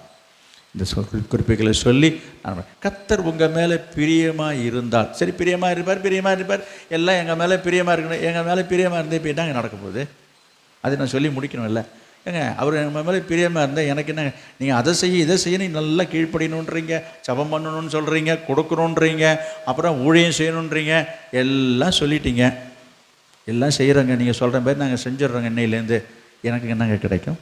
எனக்கு அவர் என் மேலே பிரியமாக இருக்கிறதுனால எனக்கு என்ன கிடைக்கும்? எனக்கு என்ன நடக்கும்? ஏதாவது ஒரு 5 ஏக்கர் இல்லை என் அக்கௌண்ட்டில் ஒரு 5 லட்சம் ஏதாச்சும் சொல்லுங்கள். நான் முடிக்கணும் இல்லை இதை சொல்லி இல்லை. சங்கீதம் 127:3 சீக்கிரமாக படிங்க, சீக்கிரம். சங்கீதம் 127:3 கர்த்தர் வீட்டை கட்டாரால் கட்டுகள் பிரயாசம் விருதான சங்கீதம் வருது பாருங்க. அதில் 3வது வசனம். நீங்கள் அதிகாலையில் எழுந்து நேரப்பட வேலையிலே தரித்து அடுத்த வரி அவரே தமக்கு பிரியமானவனுக்கு நித்திரை அளிக்கிறார். இங்கே பாருங்க, என்னது? கர்த்தர் தமக்கு பிரியமானவர்களுக்கு நித்திரை. அப்படின்னா என்ன அர்த்தம்? என்னங்க இது பிரியமாது சபையில் வந்து உட்காந்தாலே நல்ல தூக்கம் வந்துக்கிட்டு இருக்குது, இது வேறையா அப்படின்னு. நான் அதை சொல்லலைங்க, அதை சொல்லலை. இன்றைக்கி நிறைய பேருக்கு ராத்திரியில் படுத்தா தூக்கம் வரலன்னு சொல்கிறாங்க. சில பேர் உண்டா இல்லைங்களா? நிறைய பேர் சொல்லிக்கிறாங்களே, ஐயோ ராத்திரியில் ஏன் ராத்திரியில் படுத்தா தூக்கம் வர மாட்டேது? சபைக்கு வந்தால் தூக்கம் வரும். இப்போ பிரசங்க நேரத்தில் பாருங்கள், இப்போ கூட தூக்கம் வரும். இந்த நேரத்தில் கூட சில பேருக்கு தூக்கம் வந்திருக்கும். இங்கே வந்தால் தூக்கம் வருங்க. அது எல்லாம் தூக்கம். இது வந்து தூக்கமே கிடையாது. இது முதல்ல இது பிசாசு கொண்டுட்டு வருகிற கணநித்திரை ஆவி. இது தூக்கம். இது துக்கம். இது தூக்கம் இல்லை, இது துக்கம். உங்களுக்கு வந்துச்சுன்னா இந்த வசனத்தை கேட்காதபடிக்கு பிசாசு கொண்டு வருகிற ஒரு கிரியை இது. அதனால் அது கிடையாது தூக்கம். கவனிங்க, சொல்கிறாங்களே படுத்த நிம்மதியாக தூங்கணுங்க. நிம்மதியான தூக்கம் கர்த்தர் யாருக்கு கொடுக்குறாராம்? அப்போ ஆண்டவர் உங்கள் மேலே பிரியமாக இருந்தால், நீங்கள் ஆண்டவருக்கு பிரியமானால் இருந்தீங்கன்னா உங்களுக்கு நல்ல அமைதியான ஒரு சிந்தனை இருக்கும். சமாதானத்தோடு படுத்துக்கொண்டு நான் நித்திரை செய்வேன்னு சொல்கிறாரு பாருங்க. அந்த சமாதானம் கிடைக்குங்க, எங்கேயுமே கிடைக்காது. மாத்திரை போட்டாலும் கிடைக்காது, மருந்து போட்டாலும் கிடைக்காது. நீங்கள் சில பேர் சொல்கிறாங்க, நான் மாத்திரை போட்டு தூக்கம் வர மாட்டேதுங்க சொல்கிறாங்க. உங்களுக்கு எப்படி? உங்களுக்கு தெரியாது. என்னட்டு நிறைய பேர் மாத்திரை போட்டு தூக்கம் வர மாட்டேது. தூக்க மாத்திரை போட்டு தூக்கம் வரலைங்க. மாத்திரைன்னா என்ன? தூக்க மாத்திரை. தூக்கம் வரல, மாத்திரை போடுறாங்க, தூக்கம் வரல. என்ன நினைக்கிறீங்க? அதை பற்றி நீ என்ன நினைக்கிறீங்க? கர்த்தர் தமக்கு பிரியமானவர்களுக்கு நித்திரை கொடுக்குறார். அதே போல் யோவான் 8:29 இயேசு சொல்கிறார். யோவான் 8:29 நான் முடிச்சுக்கிறேன். நான் என் பிதாவுக்கு பிரியமானவைகளை செய்கிறபடியினால் அவர் என்னை தனியே இருக்க யாராவது எடுத்து படிக்கல பார்க்கல. யோவான் 8:29 குறிச்சிங்க, நான் முடிச்சுக்கிறேன். என்னை அனுப்பினவர் என்னுடனே கூட இருக்கிறார். பிதாவுக்கு பிரியமானதை நான் எப்பொழுதும் செய்கிறபடியால் அவர் என்னை தனியே இருக்கவே விட மாட்டார். நான் சொல்றேன், கர்த்தர் யாரு மேல பிரியமா இருக்கிறாரோ அவங்கள ஆண்டவர் ஒரு நாளும் ஒருபோதும் ஒரு நிமிஷம் கூட அவங்கள என்ன செய்ய மாட்டார்? ஆண்டவரே தனியா இருக்க விடவே மாட்டார். நல்லா புரிஞ்சுங்க, எவ்வளவு பெரிய ஒரு பாக்கியம் இல்லை? அப்ப என்ன அர்த்தம்? கர்த்தர் கூடவே இருப்பாராம். தேவையா இல்லையா? இப்ப சொல்லுங்க. அப்ப ஆண்டவர் உங்க கூடவே இருக்கணுங்க. எங்க போனாலும், உட்காந்தாலும் எழுந்தாலும் நடந்தாலும் படுத்தாலும் தூங்கினாலும் குளிச்சாலும் போனாலும் வந்தாலும் எப்பவுமே ஆண்டவர் கூட இருக்கிறாரா? எவ்வளோ பெரிய சந்தோஷம். வசனம் அப்படி இருக்குது. அப்படி இருக்காரான்றதான் கேள்வி. அப்போ யாரு கூட கர்த்தர் இருப்பார் என்று சொன்னால், இந்த வசனத்தின்படி நான் பார்க்கும் பொழுது ஆண்டவருக்கு பிரியமானவர்களை நீங்கள் செய்தீங்கன்னா கர்த்தர் உங்கள் கூடவே இருப்பார். உங்களை விட்டு விலகவே மாட்டார், உங்களை விட்டு பிரியவே மாட்டார். அப்படி இருந்தால் அது எவ்வளோ பெரிய பாக்கியம், அது எவ்வளோ பெரிய பாதுகாப்பு, அது எவ்வளோ பெரிய சந்தோஷம், எவ்வளோ பெரிய ஆசீர்வாதம் இது. ஒரு நிமிஷம் கூட உங்களை விட்டு பிரியாமல் ஆண்டவர் கூடவே இருந்தாருன்னா இந்த பாக்கியம் நமக்கு வேணுமா வேணாமா? எனவே நம்ம என்ன செய்யணும்? இப்போ அவருக்கு பிரியமாக நடந்து கொள்வோம், அவரை பிரியப்படுத்துவோம். அவருடைய பார்வையில் அவருக்கு நம்ம பிரியமானவர் என்று பெயர் பெறும்படியாக நம்ம ஒப்பு கொடுப்போம். கர்த்தர் இன்றைக்கு உங்களை பார்த்து என்ன சொல்ல போகிறாரு? சொல்லிட்டாரு. என்னது? கர்த்தர் உங்கள் மேலே பிரியமாக இருக்கிறாரா? நம்ம அவருக்கு பிரியமாக நடந்து கொள்வோம். வாங்க ஜெபம் பண்ணுவோம். Price the Lord. Hallelujah, hallelujah. Price the Lord, price the Lord. ஸ்தோத்திரம், ஸ்தோத்திரம், ஸ்தோத்திரம், ஸ்தோத்திரம். இயேசுவே உமக்கு ஸ்தோத்திரம். நீங்கள் ஜெபிக்கணுமே, ஒரு வார்த்தை சொல்லியாவது நீங்கள் ஜெபிக்கிறது இல்லையா? அன்றைக்கி கேட்ட அந்த செய்தி குறிப்புகள்லாம் மனசில் வச்சு நீங்கள் ஜெபிக்கணுமே. கர்த்தர் யார் மேலே பிரியமாக இருப்பாராம்? தான் ஜெபிக்கிறவங்க மேலே கர்த்தர் பிரியமாக இருப்பார். தானியேலை போல் ஜெபிக்கிறவங்க மேலே கர்த்தர் பிரியமாக இருக்கார். அதே போல் ஏனோக்கு தேவனோடு சஞ்சரித்தான், பிரியமானவர் என்று பெயர் பெற்றதாக பார்த்தோம். இரண்டாவதாக கீழ்ப்படியவர்கள் மீது கர்த்தர் பிரியமாக இருக்கிறார். எனவே பலியை பார்க்கல கீழ்ப்படிதலான கர்த்தருக்கு பிரியம். எனவே பிள்ளைகள் பெற்றோருக்கு கீழ்ப்படியணும், மனைவிகள் புருஷனுக்கு கீழ்ப்படியணும். எனவே கீழ்ப்படிதல் உள்ளவர்கள் எப்பொழுதுமே நல்ல வழியில் நடப்பார்கள், உண்மையை பேசுவார்கள், நீதி நியாயத்தை கடைபிடிப்பார்கள், நிதானமாக பேசுவார்கள், மனம் பதறி யாரையும் தாறுமாறாக பேச மாட்டார்கள். உங்களுடைய பேச்சு வார்த்தைகள் நிதானம் இருக்கிறதா? அல்லது மற்றவருடைய மனசை புண்படுத்தும்படி கோபமாக பேசுகிறீங்களா? மற்றவர்களை காயப்படுத்துறீங்களா? கர்த்தர் உங்கள் மேல் பிரியமாக இருக்க முடியாது. மூன்றாவதாக கர்த்தர் தம்முடைய ஜனத்தின் மேல் பிரியமாக இருப்பார் என்று சொல்லப்படும். நீங்கள் அவருடைய ஜனம்தானா? ஆண்டவர் சொல்கிறாரு, நீங்கள் என்னுடைய ஜனங்கள் என்று சொல்லி. அவருடைய ஜனமாக இருந்தால் நமக்கு விசுவாசிக்கு சம்பந்தமே கிடையாது. அவைகளை விட்டு பிரிந்து நம்ம அசுத்தமானதை தொடாதபடிக்கு இருந்தால் ஆண்டவர் சொல்கிறாரு அவருடைய ஜனம் என்று சொல்கிறார். எனவே நம்ம விசுவாசிக்கு நம்ம சம்பந்தம் இல்லை. விக்கிரத்துக்கும் அதே போல் தேவனுடைய ஆலயத்துக்கும் விக்கிரத்துக்கும் சம்பந்தம் இல்லை என்று சொல்லி பார்க்கிறோம். Price the Lord. அப்படிப்பட்ட காரியங்களுக்கு நம்ம விலகி இருக்கணும். இஸ்ரவேல் ஜனங்கள் அப்படி செய்ததுனால அப்படிப்பட்ட அநேகர் மேலே கர்த்தர் பிரியமாக இல்லை என்று சொல்லி பார்க்கிறோம். எனவே திருமண உறவுகளை எல்லா காரியங்களையும் ஆண்டவருக்கு பிரியமாக நடந்து கொள்ளுங்க. உலகத்துக்கு ஒத்த வேஷம் தெரிக்காதபடிக்கு, மனுஷரை பிரியப்படுத்தாதபடிக்கு கர்த்தரை பிரியப்படுத்த நம்ம பார்ப்போம். ஆண்டவருக்காக உற்சாகமாக கொடுப்போம். காணிக்கை தசமபாகலை கர்த்தருக்கு கொடுக்கறதுக்கு உண்மையாக இருப்போம், உற்சாகமாக கொடுப்போம். அப்படி கொடுக்கறது மீது கர்த்தர் பிரியமாக இருப்பார் என்று சொல்லி பார்க்குது. தானம் பண்ணுவோம், தர்மம் பண்ணுவோம், உதவி செய்வோம், ஏழை எளிகளுக்கு உதவி செய்வோம். அப்படிப்பட்டவருக்கு பலிகள் மீது தேவன் பிரியமாக இருக்கிறார். கடைசியாக கர்த்தருக்கு ஊழியம் செய்வோம். ஊழியம் செய்வதன் மீது கர்த்தர் பிரியமாக இருக்கிறார். எனவே இந்த ஆண்டில், இந்த வருஷத்தில் ஆண்டவருக்காக என்ன ஊழியம் செய்கிறீங்க? என்ன ஊழியம் செய்ய போகிறீங்க? ஒரு தீர்மானம் எடுங்க. எதையாவது செய்யுங்க, ஏதாவது செய்யுங்க. கர்த்தருக்காக ஏதாவது நம்ம செய்யணும்.